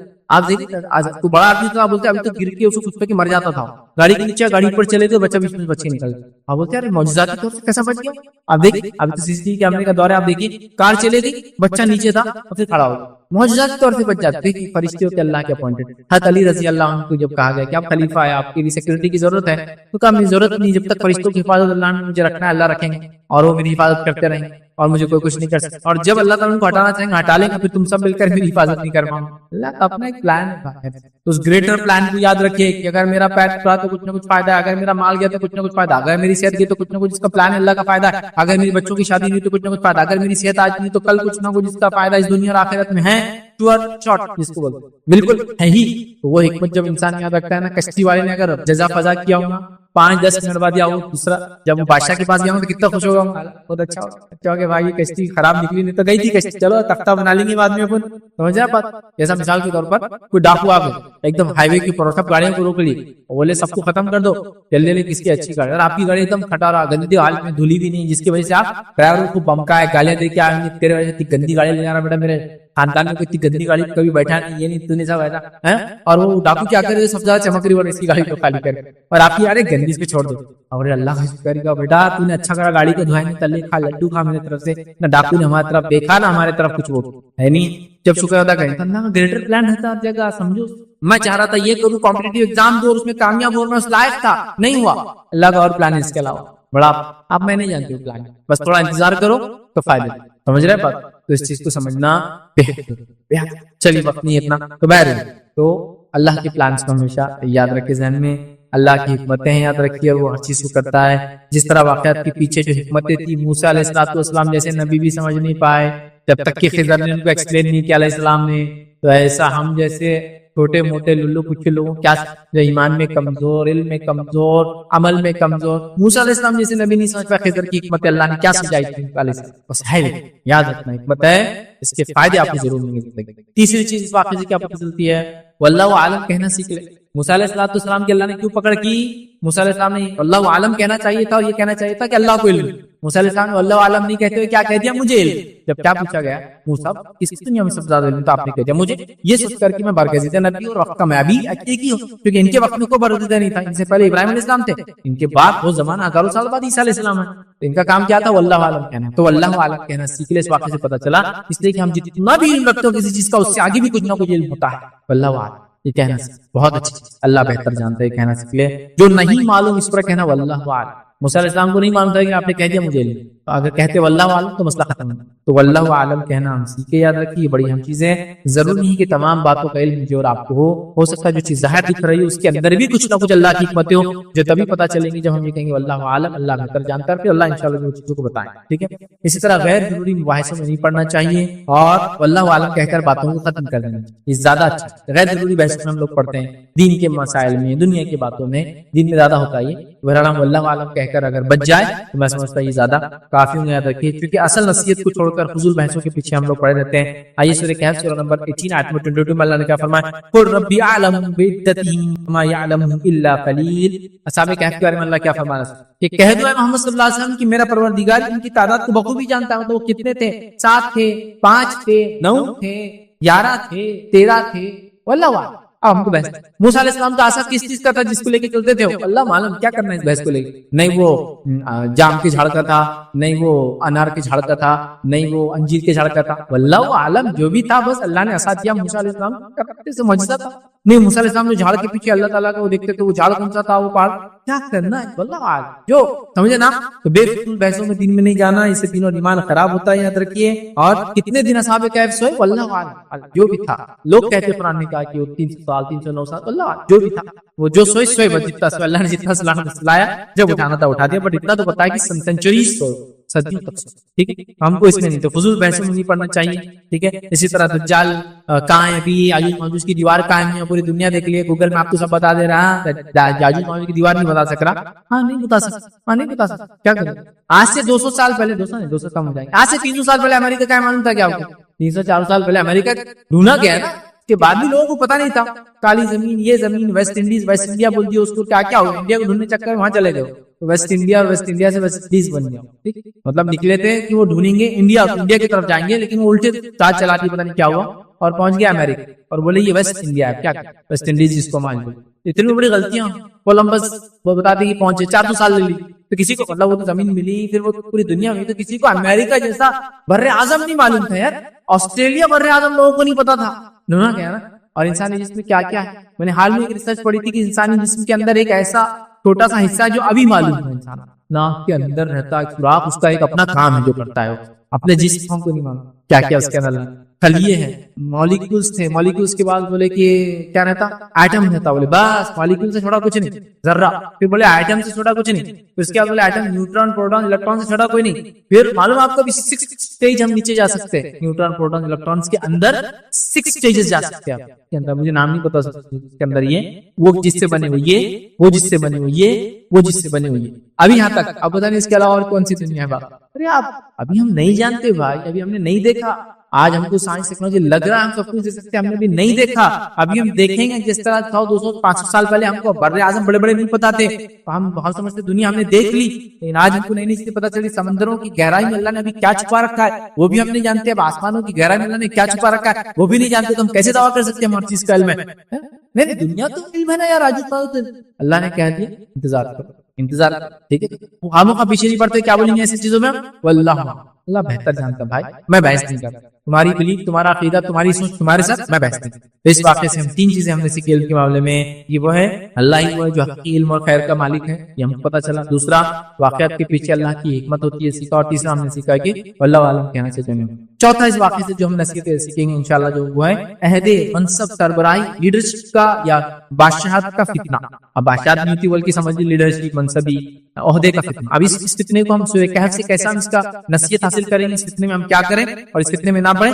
ذوالقرنین کا واقعہ دیکھیں، ذوالقرنین کا واقعہ شارٹ میں آپ کے سامنے رکھتا ہوں۔ ذوالقرنین ایک بادشاہ تھا، اللہ رب العزت نے بہت حکومت دی، اس کو ذوالقرنین کہنے کی وجہ لوگ یہ کہتے ہیں کہ اس کی حکومت اتنی بڑی تھی، قرن جو ہے سینگ کو کہتے ہیں، اور ذوالقرنین مطلب 2 سینگ والا، وہ اس معنی میں کہ اس کی حکومت اتنی بڑی تھی کہ ایسٹ سے ویسٹ تک کرتی تھی، ذوالقرنین مطلب سورج نکلنے کی جگہ سے سورج ڈوبنے کی جگہ تک، اللہ عالم کب رہا، ایسی کوئی ڈیٹ وغیرہ نہیں، لوگ کہتے ہیں الیگزینڈر تھا، نہیں یہ نہیں، کیونکہ الیگزینڈر ہم جانتے ہیں مشرک تھا، کافر، لوگ کہتے ہیں کہ سائرس تھا، سائرس دی گریٹ جو پرشین ایک ایمپرر تھا، لیکن ہم جانتے ہیں وہ بھی مسلمان نہیں تھا، تو لہٰذا میں بھی اور ڈیٹ پیچھے جاؤ، 10,000 سال پرانا کوئی بادشاہ، 15,000 سال پرانا کوئی بادشاہ، اللہ عالم جو بھی، تو ذوالقرنین نام ایک نیک دیندار مسلمان اور اچھے اللہ کے ولی جس کو بولیں گے دوست بادشاہ، ٹھیک ہے، اور اللہ نے بڑی حکومت دی تھی، اور مغرب مشرق سے مغرب تک ان کی حکومتیں چھائی ہوئی تھی۔ ایک بار نکلے نا اس قوم کے پاس پہنچے جو قریب نہ تھا کہ کوئی بات سمجھ، انہوں نے کہا اے ذوالقرنین، یہ 2 پہاڑ ہے، 2 پہاڑ کے بیچ میں ایک راستہ ہے، اس راستے کے اندر سے قوم آتی ہے اور آ کر ہم کو تہس نہس کرتی، برباد کر دیتی ہے، وغیرہ وغیرہ کر دیتی ہے، آپ کو اس معاملے میں مسئلہ کریں،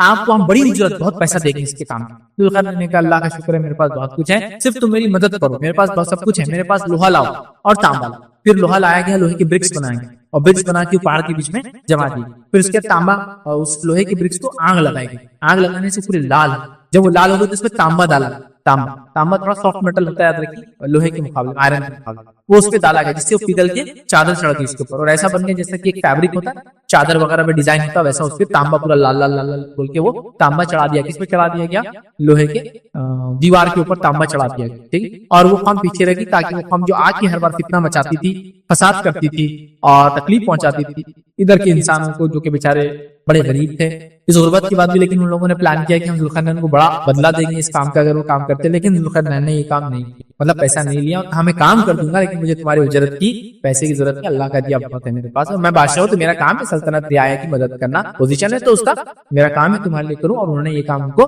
اپنے طرف سے کر دیا، کیونکہ ان لوگوں کا اسکل تھی، اسکل کیا تھی، لوگوں کے پاس پھونکتے تھے، اور تانبے وغیرہ کو معلوم آپ کو جو پگھل کے ڈالتے تھے، پھونکنے سے وہ پھیلتا اور خشک ہوتا، تو ان میں ان کے پاس صلاحیت تھی، تو انہوں نے لوہا جمع کیا جو کہ ان کے لیے آسان کام تھا، انہوں نے تانبا جمع کیا اور پھر پھونک کر تانبے کو لوہے کو گرم کیا اور پھر اس کی چادر چڑھا دی۔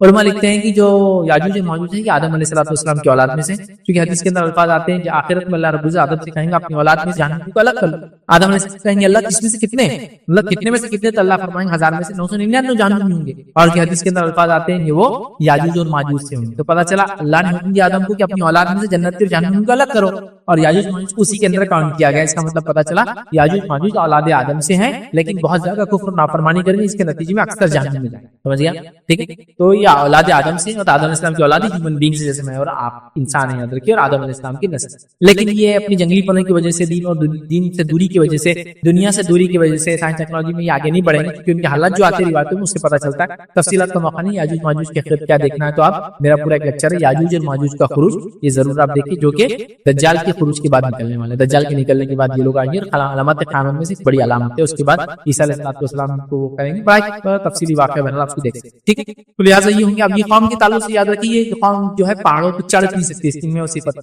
इसलिए हदीस में आता है याजूज माजूज जब आएंगे तो ईसा अलैहिस्सलाम सबको लेके पहाड़ों पे चले जाएंगे, मतलब ये कौम पहाड़ों पे नहीं चढ़ सकती। दूसरा, ये कौम में खोदने की सलाहियत नहीं नीचे से, मतलब ये दीवार के ऊपर से भी नहीं आ सकते और नीचे से भी नहीं आ सकते, क्योंकि ऊपर चढ़ने के मुकाबले में नीचे खोदना ज्यादा मुश्किल काम होता है। ये बात आप सब जानते हैं, समझ रहे हो। आप बोलेंगे ऐसा कैसा हो सकता है, आपको कानून तो आसान देखिए हो सकता है, लेकिन आपको मालूम होना चाहिए। कई लोग हैं जो बड़े बड़े लोग हैं, मैं समझता हूँ, आप जानते हैं सेलिब्रिटी फला, लेकिन तैरना नहीं। आप बोलेंगे यार सारी गाड़ी चलाना नहीं आती, तेरे पास 100 गाड़ी है लेकिन नहीं चलाना नहीं आती, ड्राइवर चला फिर नहीं आती, आपने जमता ही नहीं। मतलब कई लोग ऐसे मैंने देखे। मैं शो में गया था जिस आदमी ने हंड्रेड्स ऑफ गाड़ियां बनाई, मतलब उसके पास दुनिया की 100 किस्म की अलग अलग गाड़ियां जो उसने बनाई, लेकिन उससे जब बात हुई तो उसको पता चला कि उसको गाड़ी चलाना आती ही नहीं, वो किसी के साथ ही बैठता है, बना सकता है चला नहीं सकता। लेकिन अल्लाह सुब्हान तआला कैसी कैसी दुनिया में मखलूक बनाया, खुद गाड़ियां बनाता है, एक से एक डिजाइन बना सकता है, लेकिन बोले मुझे चलाना नहीं आती, क्योंकि उसको स्पीड का डर, स्पीड का एक डर होता है। लोग मान पीछे बैठ सकता हूँ, लेकिन ऐसा खुद चलाने का डर। किसी को हाइट का डर होता है, हाइट पे जाती है उसको थरथराहट शुरू हो जाती है और उसको प्रॉब्लम। देखिए अल्लाह ताला जानता है।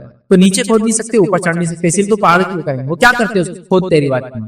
आप सल्लल्लाहु अलैहि वसल्लम एक रात उठे और अचानक घबराहट कर उठे और अपनी कहलिया से कहा कि हलाकत है अरबों के लिए। तो कहा क्या हुआ? तो कहा आपने रिवाज में अंगूठे और उंगली को मिलाया, जो करीबी उंगली होती है उससे, कहा आज याजूज माजूज ने सुराख, और खोदने के बाद जो है वो बिल्कुल दीवार को पतला कर देते और फिर उठ के बोलते कल आके अपनी करेंगे, लेकिन अल्लाह ताला कल तक फिर उसको अपनी हिकमत से बड़ी कर देते, फिर दूसरे दिन फिर शुरू करते जीरो से। लेकिन एक दिन क़यामत से पहले क्या होगा, जब वो निकलने वाले रहेंगे खोदेंगे और अच्छा खासा खोद लेंगे और कहेंगे इंशाअल्लाह कल आके हम करेंगे। जब कल आएंगे तो जैसी की वैसी रहेंगी और उस दिन तो ठीक है, और फिर वो कौम निकलेंगी और क्या होगा, तबाही मचाएंगे, आप सब जानते हैं। बहरहाल तो हैद और मनसबी पोजीशन, लीडरशिप, मुकाम, मर्तबा अगर देता अल्लाह ताला, तो उसमें उसके कितने क्या, उससे कैसे बचे, इस वाक़े से हम कैसे निकाल सकते ज़ुल्क़रनैन, क्या ये देखते हैं। 3 नुकात इसमें क्या देखेंगे। पहला नुक्ता है, मुसलमान हाकिम या कोई ओहदे रखने वाले ना जुल्म करेगा और ना ही जुल्म को बर्दाश्त करेगा, ना खुद जुल्म करेंगे ना किसी पे जुल्म बर्दाश्त। मुसलमान हाकिम, लीडर, खलीफा, बादशाह, जिम्मेदार, आप रियाया के जिम्मेदार हो, पोजीशन है, गवर्नमेंट ऑफिसर है, कुछ भी है, ना आप जुल्म सहेंगे ना किसी पे जुल्म करेंगे,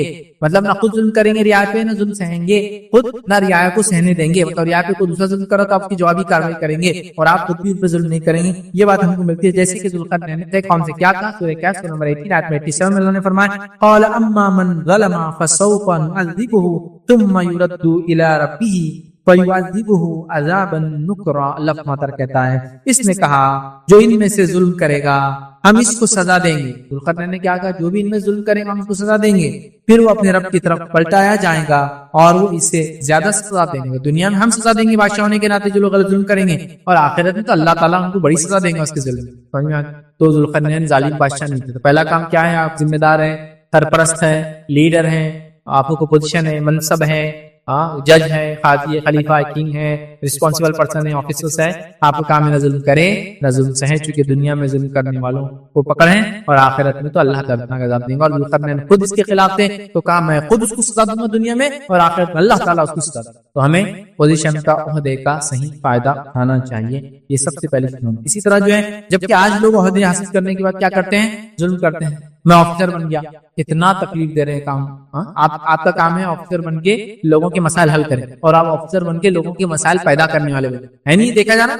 ऑफिसर बनकर और इतने प्रॉब्लम्स लोगों के लिए पैदा कर रहे हैं कि लोग सर पे हाथ रख ले रहे, क्या करें तो क्या करें। आज ऑफिसर से क्या आप लोग परेशान है? नहीं, आपकी दुनिया के कितने काम है जो सिर्फ करप्ट ऑफिसर्स की वजह से, जालिम ऑफिसर्स की वजह से नहीं हो पा रहा। कई लोगों को अल्लाह ने अगर ताकत दे दी तो मिलिट्री के जरिए लोगों पे आज गुलामियां लोगों से करवा रहे हैं। कितने स्टेट्स है जो आज की मिलिट्री पावर के जरिए अपनी आवाम और रियाया को बर्बाद कर रहे हैं, नुकसान कर रहे हैं, उनकी जान, उनके माल, उनकी इज्जत और आबरू को उछाल रहे हैं। हो रहा है नहीं हो रहा? ये सिकारा ये नहीं करना चाहिए, बल्कि जुल्म रोकने वाले बनना चाहिए, हमने जुल्म करने वाले नहीं होना चाहिए। दूसरा, इस जो हकीमियत, सरबराही, लीडरशिप पे जो फितना होता है जिम्मेदारी का, तो उस पे कैसे, उसमें क्या नसीहत में, दूसरी नसीहत मिलती है, ताकत और इस्तात होने पर लोगों से शर को दूर करना। ताकत और इस्तात अगर अल्लाह आपको दे तो लोगों से शर दूर करना चाहिए। और हमारा मामला ये ताकत मिल गई हमको कि हम सबसे बड़े शर करने वाले लोगों के लिए बन जाते हैं। देखो, जब तक गरीब थे, अच्छे थे, जैसी माल आया पेड़ में पैर निकल गए, तकलीफ देना चाहिए। जब तक मैं गरीब हूँ, दूसरों के से मांग रहा हूँ, परेशान हूँ, और जब मुझे मालदारी अल्लाह ने दी दूसरों पे जुल्म कर रहा हूं। जब मेरे पास पोजीशन नहीं थी तो लोगों से दबावा हूँ, जब पोजीशन मिल गई तो लोगों को दबा रहा हो रहा है। ज़ुल्क़रनैन के पावर, ताकत पे क्या किया, गलत इस्तेमाल नहीं किया, लोगों से शर दूर किया। ये काम कीजिए, आपको अल्लाह ने ताकत, पहुंच, सलाहियत, वसीला, ऊंचाई की, लोगों से शर दूर कीजिए। ज़ुल्क़रनैन ने क्या किया, याजूज और माजूज से उस कौम को नजात दिलाई, तो अल्लाह ताला کہ حکم سے یہ ذوالقرنین نے دیوار بنا دی جو قیامت کی ایک نشانی ہے، وہ ٹوٹیں گی تو قوم نکلیں گی اور سارا مسئلہ. اتنے لمبے عرصے کے لیے ان کو سیف گارڈ کر دیا. کس کو سیف گارڈ کر دیا؟ اس قوم کی. یاد رکھیے جب تک کہ رب نہ دے یہ چیز ایسی چلتے رہے. ٹھیک ہے. تو اگر اللہ آپ کو طاقت دے، اللہ آپ کو صلاحیت دے، منصب دے، پوزیشن دے، پیسہ دے، تو آپ کیا کریں گے؟ لوگوں سے شر کو دور کرنے والے بن جائیں گے اور خیر کے لانے والے بن جائیں گے. ہمارا یہ کہ اللہ ہم کو پیسہ، دولت، منصب، جاہ، جلال، طاقت جیسی دیتا ہے، ہم لوگ لوگوں کے بیچ میں تکلیف دینے والے بن جاتے ہیں. کل تک میں جو ہے کچھ بھی نہیں تھا، آج کارپوریٹر بن گیا، لوگوں گھر کے کام روک دیا. کیوں؟ چلو لاؤ کام بھی رہوں گا. اب میں ایم ایل اے بن گیا اور نئے روڑے بڑے بڑے بزنس مینوں کو تکلیف دینا، یہ کرنا آپ کا حق نہیں. جس پہ کیسا لے سکتے آپ؟ ہاں کسی کا گھر بن رہا تو چلو پلاٹنگ کر رہا، کوئی تو چل رہا 2 پلاٹ اپنے، ہاں چلو راستہ نکال اپنی پلاٹنگ کو، چل اس کے اتنے دے دے، اتنے 1000 اسکوائر میرا ہوں گا، تیری بلڈنگ میں ہوں. یہ سب کر ایم پی بن گئے تو بس ظلم تو بڑھتے جا رہا. ظلم یہ ہے کیا تک بڑھ گیا کہ انسانوں کے لیے پیسہ آ رہا خود کا جا رہا. میں نے ایک رپورٹ پڑھی جس کے اندر یہ لکھا تھا کہ گورنمنٹ کے ہاسپٹلز ہوتے ہیں ان میں پیشنٹس کے لیے ڈرائی فروٹس تک آتے ہیں. میں نے کہا یہ تو مر بھی جاتے نہیں ملیں گے ہمارا. اس کے پرفارم میں کیا کیا لکھا ہوتا، کیا کیا ہوتا. پیشنٹ کو بیڈ ملتا ہے، دوائیں ملتی ہے، کھانا ملتا ہے، یہاں تک کہ پیشنٹس کو کچھ مخصوص میں ڈرائی فروٹس بھی ملتے ہیں. میں نے کہا جس دن ڈرائی فروٹس اگر ہمارے ملک میں مل جائے نا پیشنٹ کو، بھائی پھر تو بس یہ واپس سونے کی چوڑیاں بننے کا دور آ گیا. واپس سے اپنا کنٹری سونے کی چوڑیاں بن گیا. اس کا کہ جہاں پیشنٹ کو ڈرائی فروٹ گورنمنٹ ہاسپٹل، یہاں تو مر جا رہا ہے. واقعہ سنا نا آپ نے، وہ اڑیسہ کا ایک انسان، اس کی بیوی مر گئی اور اس نے کاندھے پر ڈال کے اس کی لاش کو لے گیا کیونکہ ایمبولینس اویلیبل ہے. سنا نا آپ نے واقعہ؟ پھر وہ آیا کہ کوئی شیخ تھے، ان کو بہت وہ لگا کہ ایمبولینس انہوں نے ڈونیٹ کی. یہ حال ہے نا. ہم کھا کے بیٹھ رہے ہیں، لوگ ہم شر بن رہے ہیں. طاقت ہے اللہ نے دیا، خیر پھیلانے والے بن جائیے. شر پسند لوگ کاپنا چاہیے، ڈرنا چاہیے. میں نے ایک وردی پہن لی، کون سی وردی میں نہیں بول رہا ہوں، تو کوئی دائرے کی اشارہ میرا کسی کی طرف بھی نہیں. میں نے وردی پہن لی تو میری وردی سے لوگ ڈر کر اچھائی کریں، لیکن میرے وردی کی وجہ سے لوگ شر اور فتنہ انگیز لوگ اور آگے بڑھ رہے ہیں کہ اب یہ آگے یہ تو سب ایڈجسٹ کر دیں گے. ہے کہ نہیں؟ کتنی بڑی بات، کتنی بڑی. یا اب تو ظلم اور کرو، دیکھیے یہ وردی اپنے کو بچائے، یہ پوزیشن والا اپنے کو بچائیں گا، یہ منسٹر اپنے کو بچائیں گا، یہ منصب والا بچائیں گا، یہ پارٹی اپنے کو بچائیں گے. اگر پارٹی طاقت ہے، منسٹر طاقت ہے، منصب طاقت ہے، پوزیشن طاقت ہے، صحیح جگہ لگا اس کو. لوگوں کے نقصان کے ذوالقرنین کی بس طاقت تھی، وہ ایسٹ اور ویسٹ کا کنگ تھا، لیکن اس کے بعد وہ کیا کر رہا ہے؟ لوگوں سے شر دور کر رہا ہے. یہ نہیں کہہ رہا جاؤ تمہارا مسئلہ دیکھو. لوگ کہہ رہے پیسے لو، ذوالقرنین ہم کریں گے نہیں، پیسے کی ضرورت نہیں، اللہ نے جو دیا بہت ہے، تم صرف مدد کرو میری فزیکل، باقی میں سب کرتا تمہارے لیے. تو پیسہ خرچ کیا ذوالقرنین نے اور شر کو ختم کیا. یہ کام ہوا. تیسری چیز ہم کو معلوم ہوتی ہے، یاد رکھیے، وہ یہ ہے جہاں منصب کے جو فتنہ ہوتا ہے اور اس میں کیسے بچے. اس صورت سے کیا نصیحت؟ تیسری نصیحت ملتی ہے خیر کے کام کی نسبت اللہ کی طرف کرنا. جب آپ کوئی اچھا کام کر دیا، پوزیشن ہے آپ کا سب کچھ اور اچھا آپ سے ہو گیا، تو آگے بڑھے مائی باپ آپ نے سب کچھ کر دیا، آپ کو بولنا چاہیے نہیں اللہ میرا کچھ خالق رازق مالک اس کا کام ہے، میں تو ایک ادنا حقیر بنے. یہ ہم کو نصیحت ملتی ہے. کیسے سنیے؟ ذوالقرنین کے پاس لوگ آئے، جب اس نے کار خیر کر دیا، دیوار بنا دی، تو لوگ آئے. سورہ کہف سورہ نمبر 18 آیت نمبر 98 میں اللہ نے فرمایا قال هذا رحمۃ من ربی فاذا جاء وعد ربی جعله دکا وکان وعد ربی حقا. اللہ فرماتا ہے، کہتا ہے جب لوگ آئے اور کہا ذوالقرنین بہت اچھا کیا، تم نے دیوار بنا دی، تمہارا شکریہ، جو کچھ بھی الفاظ ادا کیے انہوں نے کہا، تو انہوں نے کیا کیا؟ ذوالقرنین نے جواب کیا تھے، سنیں قال هذا رحمۃ، یہ تو میرے رب کی رحمت کا نتیجہ ہے. بھائی میری کیا خصوصیت ہے اس کے اندر؟ یہ تو میرے رب نے طاقت دی، جو مجھے سلطنت کا مالک بنایا، رحمت کا نتیجہ آئی. یہ نہیں کہا کہ ہاں ہاں اور تعریف کرو، ایکسٹرا کرو، 1-2 پہاڑ کے بیچ میں دیوار بنایا میں نے. ہمارے پاس تو ایسی ہونا، ایک سڑک کیا بنایا تھا 10 میٹر کی، پیپر میں احسان کیا کیا، یہ تو گورنمنٹ کے فنڈ تھے، تو پبلک ریپرزینٹیٹیو ہے، تیرا تو یہ کام تھا، کیا اس میں خاص تھا؟ نہیں جہاں جلال ٹائٹ چلتا ہو روڈ بنا دیا. کون سا کام کیا یار 5 سال میں روڈ بنا؟ کون سا کام کیا تو 5 سال کے لیے ایم ایل اے رہا اور تو نے صرف شہر کے اندر 2 جھاڑ لگا دیے، اس کی فوٹو جھاڑ 2 ملین جھاڑ لگا، 2 جھاڑ 2 کروڑ روپے کا فنڈ میں نے ایشو کر دیا، فلاں پارٹی فنڈ سے کائی کے لیے ایشو کر دیا، وہ فلاں، وہ 2 کروڑ روپے میں سے 20 لاکھ بھی نہیں ملتے وہ کام کے لیے، لیکن پیپر ورک. ارے گورنمنٹ کا فنڈ تھا بھیا، صرف لایا، جیب سے نہیں خرچ کیا، احسان نہیں کیا، اللہ کا فضل تھا، اللہ نے تجھے پوزیشن دی، تو نے کام کیا.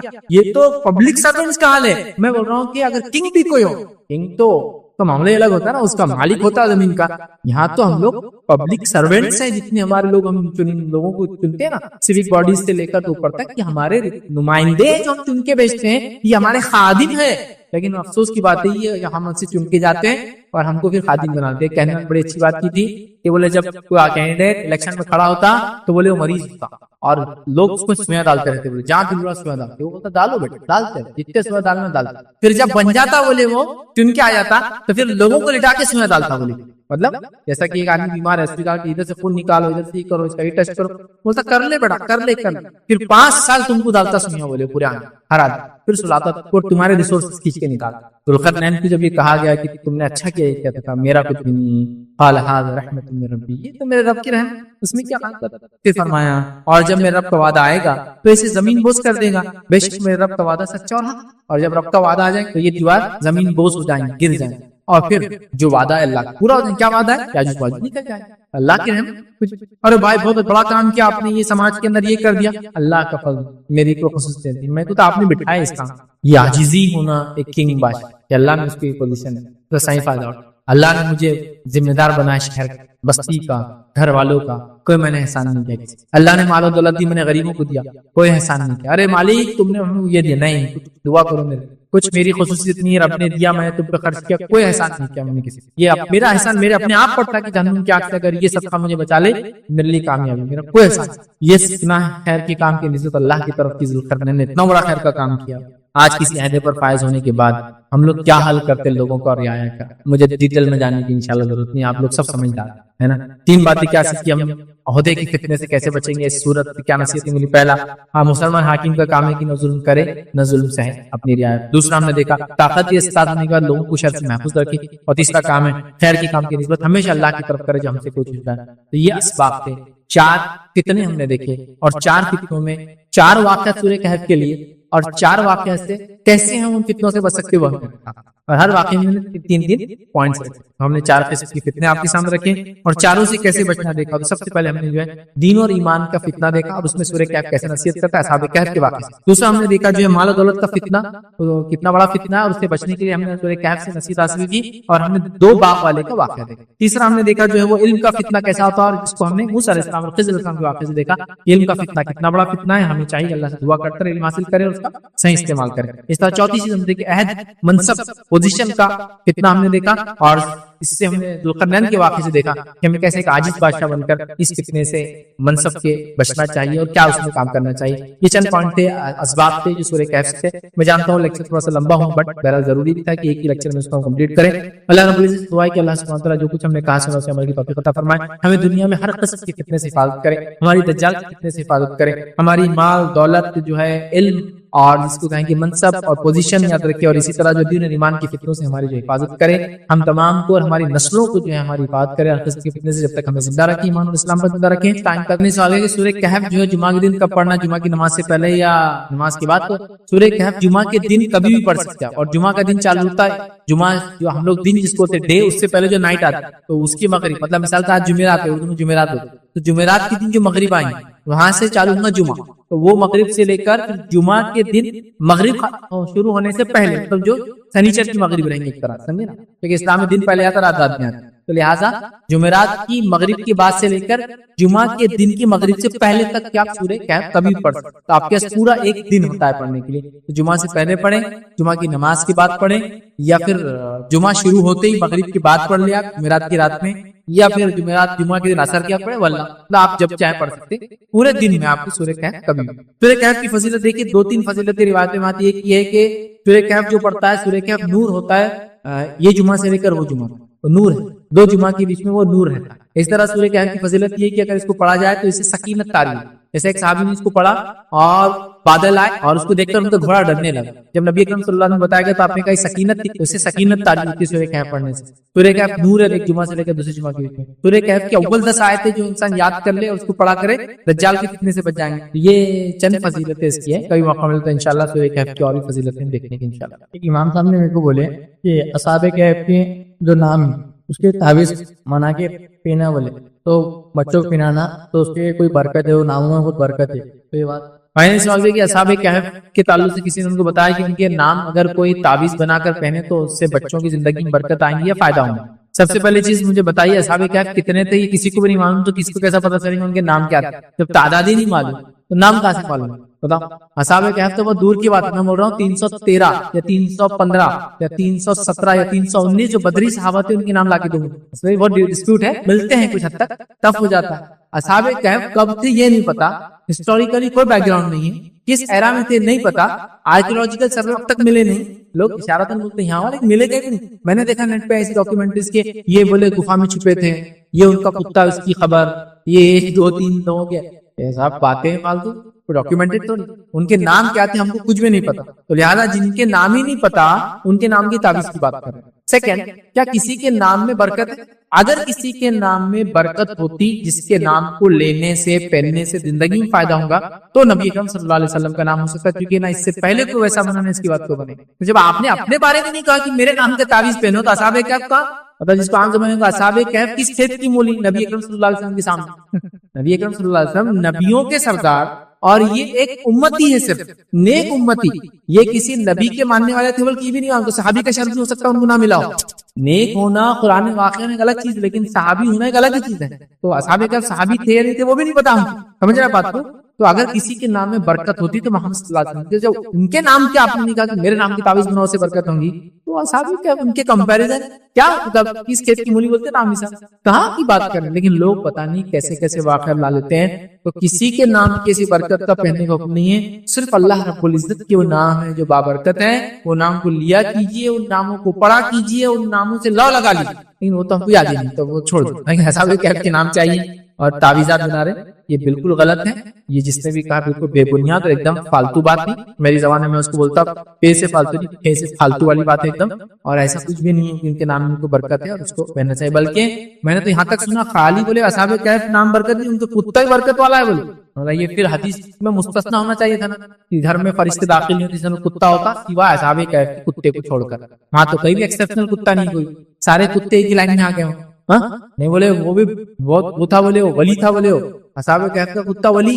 फिर वो आता था और शहर के कुत्तों में बैठता था, फिर कुत्तों को दर्द देता था, फिर सारे कुत्ते आकर के दर्द में बैठते थे। तो भाई मैंने बहुत बड़े डॉक्टर साहब को बोलते हुए सुनाई, असहाबे कहफ की कुत्ते की विलायत की हमें बता रहे थे। बल्कि कुत्ते ही नहीं शहर के, बल्कि शहर के लोग भी आते थे और उन्होंने तरीका बता रहे थे, भाव भाव, तो पूरे कुत्ते बोलते थे भाव भाव भाव, और करके बता रहे थे पूरा, तो मैं इसलिए बता। फिर वो कुत्ते भगते थे, और जो जितने लोग उस असहाबे कहफ के कुत्ते से फैजियाब हुए की बरकतों से, वो लोग भी ऐसी बात करते थे, भाव भाव भाव भाव भाव। मैंने कहा भैया अगर असहाबे कहफ का कुत्ता सिर्फ चंद नेक लोगों के साथ रहकर इतना धारकारी कुत्ता बन गया, तो उज़ैर अलैहिस्सलाम का गधा तो क्या गधा होगा? ढांचू ढांचू बोलते सब, ढांचू ढांचू। असहाबे कहफ समझ लीजिए, मान लीजिए साहब ये नेक लोग, इससे ऊपर तो मुकाम नबी तो कोई नहीं। अगर उनके कुत्ते की फजीलत ये है, तो उज़ैर अलैहिस्सलाम तो गधा मामूली से बैठ के सवारी कर रहे थे, फिर उनके साथ मर गया, फिर 100 ईयर्स तक मरा हुआ रहा, फिर 100 ईयर्स बाद उठा, उज़ैर अलैहिस्सलाम को अपने अल्लाह ने उठाया। फिर उज़ैर अब देखो अपने गधे को कैसा उठाते हैं, है ना, ये भी भारी। फिर वो इब्राहिम अलैहिस्सलाम के जमाने के 4 परिंदे, इब्राहिम अलैहिस्सलाम ने कहा कैसे उठाएंगे दोबारा लोग? अल्लाह ने कहा इब्राहिम चक्कर की शक्ल का देख तजस, तो कहा जाओ 4 परिंदे लाओ। फिर क्या करे, परिंदे ला के सबकी गर्दनें तोड़ दी, पैर तोड़ दिए, सबको अलग अलग फेंक दिए, फिर जमा हो गए, तो 4 परिंदे मुकद्दस हो गए, मर के फिर जिंदा हो। फिर यूनुस अलैहिस्सलाम की वेल जो निकल गई, क्या उसकी फजीलत हुई? वो भी जाके अंदर दर्द देती होंगी, कोई दूसरे वेला के दर्द देते होंगे, मतलब वो बन गई नबी की सहाबी बन गई, समझो वेल। और ताबईन तबे ताबईन वेल भी दुनिया में आजकल हो रही है, तो वेल का गोश्त खाने में एहतियात करना चाहिए, इसलिए पता नहीं कोई यूनुस अलैहिस्सलाम की मानने वाली हो, उसकी खिलाफत में जो वेल चल रही है, मतलब जो बैत लेके आ रही, तो कहाँ से लाते आ रही है मुझे कुछ नहीं। तो आप तो उनके नाम की ताबीज का बोल रहे हैं, उनके कुत्तों की फजीलतें सुन ली, कुत्तों की नौजुबिल्लाह मतलब बरकतें सुन लिया उनकी। आप ये बोल सकते हैं, इस वाक़े से ये पता चलता है कि कुत्ता एक ऐसा जानवर है जिसकी वजह से घर में फरिश्ते नहीं आते हैं, लेकिन नेक लोगों के साथ रहने की वजह से अल्लाह ने उसका नाम ले लिया। तो ये बोल सकते हैं अच्छे लोगों के साथ अगर बुरा इंसान जो रहे तो फायदा ये हो जाता है उस कंपनी का कि उसका भी नाम हो जाता है। ये बोल सकते हैं कि नेक लोगों की शर्त में जाने से कुत्ते को बेनिफिट हुआ, तो लोगों क्यों नहीं हो सकता अच्छी सोबत का?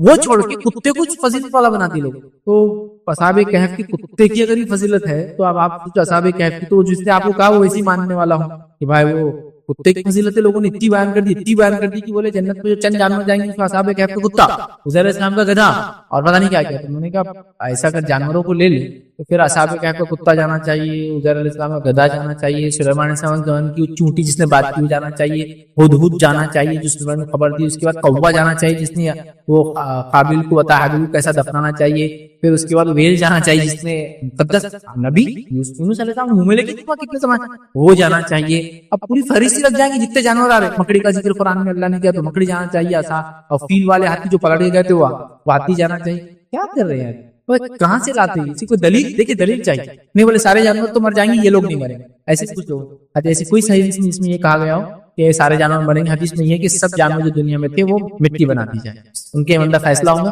ہماری نے بغیر سکھ کو تو اللہ بغیر سکھ والی وسیع دیں گا, انصاف کریں گا اور مٹی بنانا. فنش. یہ بولے گدھے کو نہیں بنائیں گے السلام کے, یہ اصحاب کا کتا کوئی دلیل نہیں, ٹھیک ہے. تو لہٰذا احتیاط کرنا چاہیے ایسے, اور ایسے تعویذات بگانا سب بالکل بے فالتو من گڑت بدعقیدگی اور بری باتیں ہیں. کسی نے کہا کہ سیکنڈ دکھنا میرے کو, سیکنڈ شادی چھپانا کیا زنا شمار ہوتا ہے سماج میں؟ دیکھیے شادی انسان جو کرتا ہے اس کے کنڈیشن پورے ہو جائے تو شادی ہو جاتی ہے. تو اگر کوئی, چونکہ چٹھی پہ سوال ہے, میں سمجھ جاؤں شاید عورتوں کی طرف سے میں سمجھتا ہوں, اگر کوئی خاتون سیکنڈ شادی کو چھپا رہی ہے تو کیا وہ زنا میں شمار ہوتا ہے؟ تو دیکھیے خاتون کے لیے جو کنڈیشن ہے اس کا ولی راضی, مطلب والد وغیرہ جو بھی اس کا ولی ہوتا ہے قانونی شرعی ولی راضی, اس کے اجابہ قبول ہو, مہر طے ہو اور 2 گواہ, تو یہ شادی والد ہے. کہ دنیا کو نہیں معلوم ہو تو کچھ نہیں ہوتا, ٹھیک. تو اگر شادی اس طریقے سے جو شرعی کنڈیشن کو پورا کرتی ہے اور لوگوں کو نہیں معلوم لیکن, تو اس سے کوئی زنا شمار. جیسا میرا نکاح ہوا ہے, بہت سے لوگوں کو ہو سکتا نہیں معلوم ہے 2 سال 3 سال تک, یہ تھوڑی میں زنا کر رہا. اگر شادی کی کنڈیشن پورے ہو رہے ہیں, سیکنڈ ہو, تھرڈ ہو, فورتھ, اتنا تو بولنا بھی نہیں چاہیے, سیکنڈ کے آدمی مر جاتا آدمی, بٹ پھر بھی بول دیا میں نے تھرڈ اور فورتھ. تو بہرحال تو نہیں بتانے کا کوئی مسئلہ نہیں, اس کی کنڈیشن پوری ہو گئی شادی والی. یہ موسیٰ علیہ السلام اور خضر علیہ السلام کے واقعات سے ایسا کہنا ہے کہ نبی کی یہ سنت رہی ہے کہ وہ وقت پہ ولی کو جا کر ملے اور ولی کی اہمیت سمجھے, ایسا کہنا کیا؟ بھائی نے ایک اچھا سوال کیا کہ خضر علیہ السلام اور موسیٰ علیہ السلام کے واقعے سے یہ پتہ چلتا ہے کہ وقت کا ولی جو ہے اس سے نبی بھی جا کے سیکھتا ہے. دیکھیے میں آپ کو سب سے پہلی چیز بتاتا ہوں, خضر علیہ السلام کے تعلق سے جو باتیں بتائی جاتی ہے اس میں سے ایک بات یہ ہے کہ وہ وقت کے نبی تھے, یاد وقت کے نبی تھے, کیونکہ اللہ رب العزت ایک نبی کو جو ہے دوسروں سے نہیں سکھائیں گے, اور موسیٰ علیہ السلام جیسے نبی کو دوسروں سے نہیں سکھائیں گے, کیونکہ انبیاء وہ ہوتے ہیں جن کے ذریعے اللہ معجزے کرواتا, کرامت نہیں معجزے, بڑی بڑی چیزیں, اور وہ ہوتے ہیں جن کو علم کا بہت بڑا حصہ دیا جاتا ہے. اللہ کے علم کے مقابلے میں تو کچھ بھی نہیں, نتھنگ, بٹ دنیا کے مقابلے میں بہت بڑا علم کا حصہ دیا تھا. کتنا بڑا علم کا کہ ہم کو چھوٹے موٹے سیکرٹ اگر معلوم ہے تو ہم سمجھتے ہیں میں بہت سیکرٹ پانے والا دھارکاری انسان ہوں. یہ زمین و آسمان کی چیزیں اللہ رب العزت کو بتاتا ہے, ان تک سیدھا وہی لے کر جبرائیل علیہ السلام جیسا فرشتہ آتا ہے, اور موسیٰ علیہ السلام تو خاص سیدھا اللہ سے بات کرتے تھے. اس سے اونچی پہنچ اور اس سے زیادہ رازدار انسان دنیا کون ہو سکتا ہے؟ اگر ہماری چھوٹے موٹے لوگوں کی اگر کوئی بڑے منسٹر سے بات ہو جائے تو ہم فخر سمجھتے, فوٹو کھینچا لے, اگر دوسرے کھڑے کی بھی تو ایڈیٹنگ کر کے ڈال دیتے اس کو, بہت نزدیکی فلاں ہے. اب اللہ رب العزت سے سیدھا بات, سمجھ رہے بات. تو یہ کہنا کہ خضر علیہ السلام نبی نہیں تھے, ایک ولی تھے. دیکھیں ہر نبی ولی بھی ہوتا ہے تو کوئی ڈاؤٹ, لیکن ایک ولی تھے اور وقت کے نبی کو ولی سے سیکھنا پڑا, یہ درست. تو خضر علیہ السلام یا تو نبی تھے یا تو فرشتے ہوں گے, اللہ نے بھیجا ہوں گا تاکہ اسے سکھائے. لیکن فرشتے ہونے کا ڈاؤٹ بھی ہم کو اس لیے چھوڑنا پڑے گا, ریزن نہیں کہ فرشتوں کے ذریعے اللہ انسانوں کیوں سکھائیں, اس سینس میں کم از کم, ٹھیک ہے. فرشتوں کا علم تو اللہ جو انسانوں سے زیادہ ہی ہوتا ہے, ریزن بھی اللہ کے ساتھ رہتے ہیں, بہت قریب رہتے ہیں, ڈائریکٹ باتوں کو سنتے ہیں, سمجھ رہے بات. جنت جہنم دیکھے ہوئے ہیں, یہ بھی محال ہے. تو وہ ایک نبی تھے, یاد رکھیں. اور اللہ رب العزت نے بتایا کہ موسیٰ جس طرح سے آپ نبی ہو دیگر اور انبیاء ہیں, لیکن میں نے بالکل سنا ہے کہ یہ واقعے کو لوگ لے کر بتاتے ہیں کہ وقت کا نبی بھی ولی کے بغیر کام نہیں کر سکتا, بلکہ نعوذ باللہ ثم نعوذ باللہ. میں نے تو یہاں تک واقعہ سنا کہ ایک صاحب چلا کے مائک پہ سنا رہے تھے, 27 رجب کو جو شب برات شب معراج مناتے لوگ, چلا رہے تھے کہ نبی اکرم صلی اللہ علیہ وسلم گئے سدرۃ المنتہا پہ, جبرائیل علیہ السلام نے چھوڑ دیا. اسی کو بیس بنا کے موسیٰ علیہ السلام خضر علیہ السلام سے ملے تو وقت کے ولی کے پاس نبی کو بھی جانا پڑتا, ان کے نزدیک ولایت کا درجہ نبوت سے زیادہ ہوتا ہے. یاد رکھیں نعوذ باللہ ثم نعوذ باللہ, اللہ کو معاف کرے اس کے. لیکن ایسا عقیدہ لوگوں کا ہے کہ جس تک ڈائریکٹ وہی آتی نعوذ باللہ اس سے بھی زیادہ بڑا مرتبہ اس کا ہے جس تک وہی نہیں آتی جو نبی بھی. تو وہ سنانے لگا وائز, ٹھیک ہے, اللہ کی لعنت تو اس پر یہی بول سکتا ہوں میں کہ اس نے کیا سنا ہے کہ نبی اکرم پھر آگے بڑھے, سدرۃ المنتہا سے آگے رہے, مقام پہ جا کر آپ بھی آگے نہیں جا سکتے, کوشش کر رہے پھر پیچھے آ جائیں پر. پھر جدھر نبی نہیں جا پا رہے ادھر سے ایک انسان نکل کے آ رہا, جدھر نبی اکرم صلی اللہ علیہ وسلم نہیں جا پا رہے اللہ کے پاس جب جانا ہے, ادھر سے نکل کر ایک شخصیت آ رہی, پھر وہ شخصیت آ کے اللہ کی سجدے میں گر گئی, پھر ان کے پیٹ پر پیر رکھ کر نبی اکرم صلی اللہ علیہ وسلم گئے. تو نعوذ باللہ ثم نعوذ باللہ, ان کا بولنا یہ تھا کہ یہ آدمی نبی سے افضل ہے, کیونکہ نبی نہ جا پایا, وہاں سے وہ نکل کر آیا اور نبی کو ان کا وسیلہ لینا پڑا کہ ان کے پیٹ پر پیر رکھ کر پھر آگے بڑھ سکے. اور وہ بولے تھے خواجہ غریب نواز کے بولے جو ادھر سے نکل گئے. اس لیے میں نے کہا اللہ کی لعنت ہو جس نے ہمارے نبی کا مقام اتنا گھٹا دیا کہ جہاں نبی نہیں جا سکے وہاں سے وہ نکل کے آیا. یہ جھوٹا من گھڑت واقعہ اور وہ لعنتی ہے جو ایسا عقیدہ.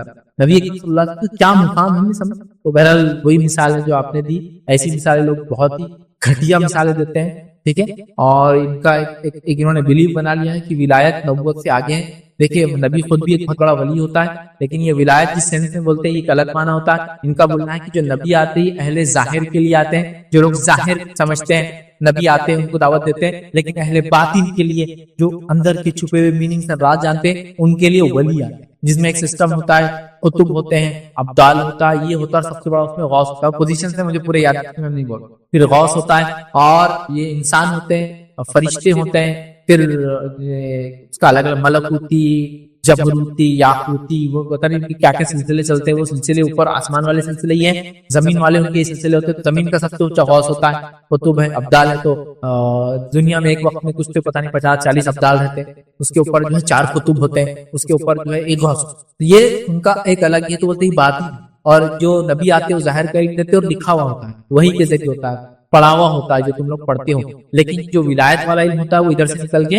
ادھر والے سینے میں ٹرانسفر ہوتا ہے، اس لیے ہاتھ پر چومنے سے وہ ٹرانسفر ہونے کے چانسز بڑھ جاتے ہیں ولیوں کے پیچھے، تو بولتے ہیں یہ دل سے دل کو، نعوذ باللہ، یہاں تک لوگوں نے کہہ دیا، یہاں تک کہہ دیا نعوذ باللہ ثم نعوذ باللہ کہ تم جن لوگوں سے روایت کرتے ہو وہ ہے جو سب مر گئے، ہم لوگ جو روایت کرتے حدیث سے سب وہ ہے جو انتقال کر گئے، صحابہ تابعین سب انتقال ہوگا، سب کا انتقال، سب چلے گئے، تو وہ یہاں تک جو لوگ اس طرح کی باتیں کرتے ولایت اور نبوت میں فرق کرتے ہو، کہتے ہیں تم ان سے روایت کرتے ہو جو مر چکے ہیں، اور اولیاء اللہ ان سے روایت کرتے جو حی لا یموت، جو زندہ ہے جس کو موت ہے، تو ڈائریکٹ اللہ سے کرتے، مطلب ہم جو حدیثوں کو مان رہے ہیں وہ اہل ظاہر کے لیے ہے، وہ سب میتوں سے کرتے ہم لوگ، ان کا اتنا خطرناک معاملہ رہتا ہے کہ سیدھا اللہ سے روایتیں کرتے ہیں، انکار ولی کیا کہاں سے لاتے ہیں یہ باتیں، یہ کس کا عقیدہ ہے، یہ میرے کو لگتا ہے یہ رومیوں کا، مجوسیوں کا، اور ایسی جو مذاہب اس زمانے میں چلتے تھے نا ان کا سب کا نچوڑ مکسچر دکھتا ہے، اسلام تو کہیں نبی اکرم صلی اللہ علیہ وسلم کو بولا تھا میں اہل ظاہر کے لیے ہوں، اہل باطن کے لیے فلاں ہے، ایک سلسلہ یہ چل رہا تھا، ہم کو یہ مانو دنیا ایک انسانوں کی اور جنوں کی ایک عالم ہے، دنیا کے اندر فرشتوں کا ایک عالم ہے، وہ تو ہم کو سمجھ میں آ رہا،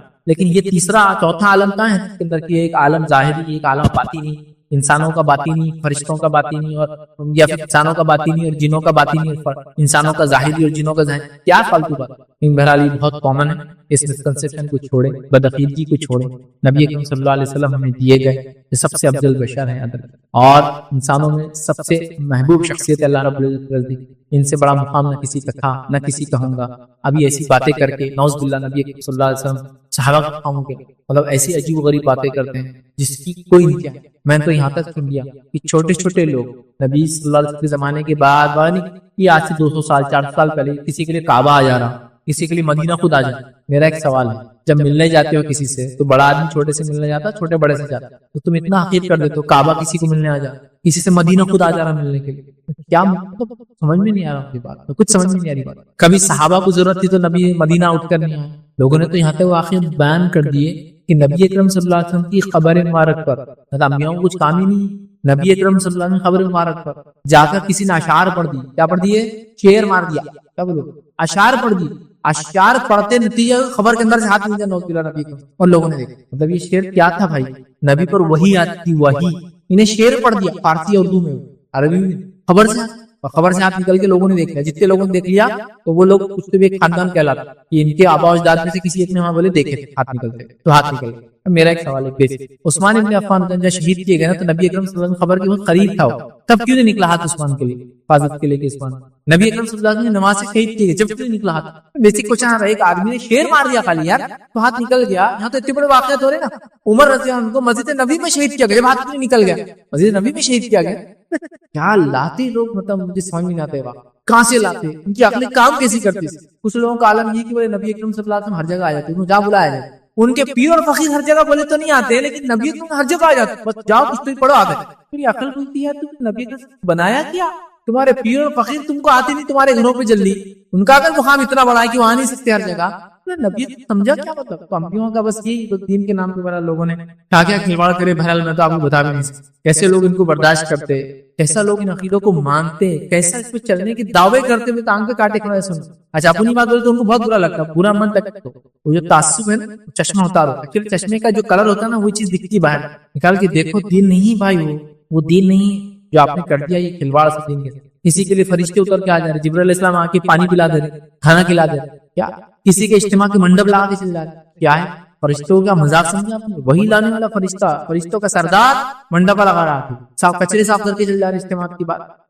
حد ہوتی ہے, کوئی لمٹ ہوتی ہے. انبیاء بیمار ہوئے ہم نے کبھی واقعات نہیں سنے. ایوب علیہ السلام بیمار ہو تو جبرائیل علیہ السلام آگے دوا کھلا رہے, پانی پلا رہے. یہاں ایک آدمی ولی تھے, بولے کھانسی ہوئی, پانی کو نہیں تھا تو کھانسی, تو جبرائیل علیہ السلام آگے پانی پلا کے. ارے جبرائیل علیہ السلام تو مذاق سمجھے تم نے فرشتے جو وحی لانے پہ اپوائنٹڈ ہے, وہ ایک پرٹیکولر کام, وہ پانی پلانے آئے گا کسی کو. دیکھیے اللہ چاہے تو اپنے مخلوق سے بند فرشتوں سے کچھ کام لے سکتا ہے, لیکن حد ہو گئی, حد.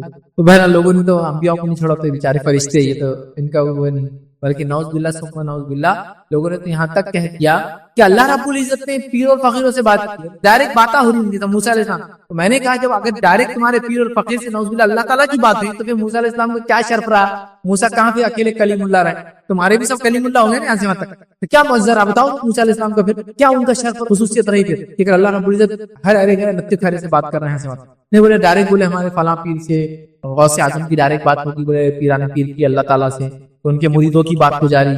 کیا مطلب میرے کو سمجھ میں نہیں آتا دین کا کیا مذاق اڑانا چاہ رہے لوگ, کیسا اڑانا چاہ رہے. کسی کا بولنا یہ کہ راستے سے جا رہے تھے, دل میں خیال آ گیا ایک نیک انسان کے بارے میں, کسی کے دل میں خیال آ گیا ایک نیک انسان ایک طوائف کے اس پہ بیٹھے, طوائف کے دروازے پہ بیٹھے. سارے واقعہ سنا رہا ہوں, معتبر لوگوں کے منہ سے آپ نیٹ پہ سن سکتے جو بولے اپنی جماعتوں کی بڑے بڑے ذمہ دار. طوائف کے در پر, دروازے پر ایک بہت بڑے اللہ کے ولی ہے, وہ وہاں ہے. اور ایک آدمی نے جب دیکھا ان کو وہاں سے نکلتے, داڑھی پھیلی ہوئی کری, تو اس کو غلط خیال آیا, کچھ اور چل رہا تھا. وہ خیال دل میں آتے آسمان سے آواز آ گئی, نہیں ایسا نہیں کرتے, آواز دینے والا اللہ تعالیٰ, سیدھا بولا ہوا ہے تقریر. اللہ تعالیٰ نے سیدھی آواز دے کے بولے نہیں ہمارے بندوں کا ایسا نہیں سوچنا, کیونکہ تم باطن نہیں جانتے, تم تو ظاہر دیکھ رہے کہ بال پھیلے ہوئے طوائف کے گھر سے نکل رہا, باطن اللہ. تو آواز آ گئی بھائی, آواز کی سخت ضرورت تھی. جب حضرت عمر کو شہید کیا جا رہا تھا, رک جاؤ عمر کو ہاتھ مت لگاؤ, یہ عثمان کو شہید کیا جاتی, آواز نہیں ہے. علی بن ابی طالب کو شہید کیا نہیں ہے, حسن رضی اللہ عنہ کو شہید کیا نہیں ہے, حسین رضی اللہ عنہ کو شہید کیا نہیں آئی, اور گنت صحابہ کو قتل کر دیا لوگوں نے جنگوں کے وغیرہ میں نہیں آئی, تعاون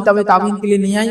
ایک اہرے کے لیے یو پی کے ایک بستی میں ہی ہو, سمجھ گیا, تعجب ہوتا ہے. اور اگر جو اس چیز پہ عقیدہ رکھتے نا, تو ان کا ایمان اتنا کمزور ہو جاتا, پھر وہ سوچنے لگ جاتا کیا میرے ساتھ جو ہے نا کچھ آواز آنا آسمان سے. اب تم بول رہے نا نیک انسان چلو آواز لا گیا, تو اللہ کسی کو آواز دے کی بات کر, تو کسی کو خود ڈائریکٹ بات کر, کہاں سے, مطلب تعجب, امیزنگ لگتا ہوتا, اتنا تعجب ہوتا, اور لوگ ان کو بڑا مانتے. یار یہ بدعقیدگی کو توبہ تو کرنا چاہیے لوگ. نبی اکرم صلی اللہ علیہ وسلم کی وفات ہوئی, یہ بہت بڑے مقرر وہ کہہ رہے ہیں کہ نعوذ باللہ سب سے پہلے اللہ تعالیٰ نے ان کی نماز جنازہ پڑھی. اب عبادت ہے نماز, رب کا حکم ہے نماز ہم کو, کہ میت کے لیے ایک دعا ہے, اللہ کیسے نماز پڑھے گا یار, مطلب کیا بتانا چاہیے اللہ تعالیٰ, سبحان اللہ. کیا بولے پھر, بولے اس کے بعد امہات المومنین نے, پھر عورتیں آئی, پھر مرد آئے, پھر بچے آئے. پاگل ہو گیا, سٹیا گیا کیا, زبان میں کچھ ہونا چاہیے, لگام, کچھ تو لگام ہونا چاہیے. تو بہرحال لوگوں نے رب العزت کی ذات کو نہیں چھوڑا, انبیاء کو نہیں چھوڑا. تو یہ واقعہ اسی کا ایک لوگ میں نے کافی سنا ہے. ایسا کر کے کبھی بھی اپنی غلطی کے اندر دین, ایمان اور شخصیت کا ایسا مقام نہ گرائے. موسیٰ علیہ السلام برگزیدہ نبی ہے, اللہ رب العزت کوئی چیز سکھائیں گا. اچھا دوسرا ایک بات یہاں اور وضاحت, اگر یہ کوئی کہے بھی کہ خضر جو ہے اللہ کے نبی نہیں, ایک ولی, تو ایک بڑے آدمی کو مقام اور مرتبے میں چھوٹے آدمی کے ذریعے نصیحت اور سکھانا, یہ بھی اللہ تعالیٰ کر سکتا. اس میں بھی کوئی بڑی بات نہیں, لیکن اس سے اس آدمی کا مقام نہیں بڑھتا. یہ بات بھی آپ کے ذہن میں کلیئر ہے. جسی کئی مثال, ایک بار ایک یہودی قلعے کا محاصرہ کیا گیا, گھیراؤ کیا گیا. نبی اکرم صلی اللہ علیہ وسلم نے ایک مقام, پرٹیکولر مقام پہ خیمہ لگا اور فوج کو بٹھایا. ایک صحابی کا اللہ کے رسول صلی اللہ علیہ وسلم جو آپ کی پوزیشن دے رہے ہیں, یہ وحی کے ذریعے ہے یا آپ کا اپنی رائے؟ تو آپ صلی اللہ علیہ وسلم میری اپنی رائے. تو پیچھے کر لی, چونکہ یہودیوں کے پاس جو ہتھیار ہے یہاں تک اس کا رینج میں ہے, اور نبی اکرم پیچھے ہو. ایسے کیا بولیں گے وہ صحابی نبی سے نعوذ باللہ, اگر کوئی بولے خضر نبی نہیں ہے, مان لیے ہم, چلو ٹھیک ہے, چونکہ اس میں اختلاف فرشتے تھے تو میں نے تو اس کا ڈاؤٹ کلیئر کر دیا, چلو نبی نہیں ہے, وہ غیر نبی ہے. تو یہاں ایک صحابی نے کہا کہ اللہ کے رسول کے رینج میں آ جا رہے ہیں, تو آپ پیچھے پہلے پوچھا کیا وہی کا نہیں, تو کافی رینج میں ہوں, تو پیچھے کیا ہوا. عمر رضی اللہ عنہ اپنی زندگی میں جو ہے اویس قرنی سے دعا کروائی, جبکہ وہ جو ہے تابعی, ان کی نیت کی اویس قرنی کی, وہ قرن کے رہنے والے تھے کہ میں اللہ کے رسول سے ملوں, جس سے وہ کیا بن جائیں گے, صحابی. ماں کی خدمت کے نتیجے میں اللہ نے مقام دیا کہ اللہ ان کی دعاؤں کو رد نہیں کرتا. تو اللہ کے رسول نے کہا کہ اویس ایک شخص ہے قرن کا رہنے والا, وہ جب تمہاری زندگی میں دعا کروانا, اویس قرنی اللہ حضرت عمر کے زمانے مدینہ ہے, حضرت عمر نے ان سے دعا کی. اس سے پتہ کیا چلا صحابی کا مقام بڑا ہے, دعا کس سے کرا رہے, ایک تابعی سے. پتہ چلا بڑے مقام والا بھی چھوٹے مقام والے سے دعا کروا سکتا ہے. یہ بتانے کا مقصد ہے کوئی ہرگز نہیں بول سکتا کہ اویس قرنی جو ہے نعوذ باللہ عمر سے زیادہ مقام ہے, کبھی نہیں. ثابت ہو گیا, ٹھیک ہے.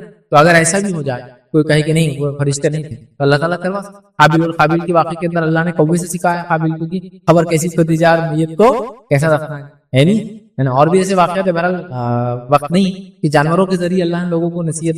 خضر علیہ السلام اور موسیٰ علیہ السلام کیا تو چڑیا آئی، خضر نے کیا کہا، اے موسیٰ چڑیا کیا میسج دے رہی معلوم تم، کیا پیغام دے رہی، کا کیا جو پانی اس نے چوچ میں لیا نا اللہ کے علم کے مقابلے میں سمندر جیسا ہے، تو اللہ کا علم اتنا ہے، جس چڑیا نے جتنا پانی پیا ہمارا علم صرف اتنا ہے نا. تو چڑیا کو مثال، تو چڑیا افضل ہو گئی نہیں، آپ بولیں گے نہیں ایسا نہیں. تو ایک مفضول انسان پہ ایک افضل انسان کو اللہ سکھا سکتا، اس میں کوئی دو رائے. انبیاء نے سیکھا لوگوں کو دیکھ، انبیاء نے سیکھا جب لوگوں کی خطا ہوئی تو اگلی بار کیسا کرنا چاہیے، تو اس میں کوئی وہ نہیں، اس سے ان کا مقام نہیں بڑھتا. لیکن یہ بات ہمارے ذہن میں اسی بات کو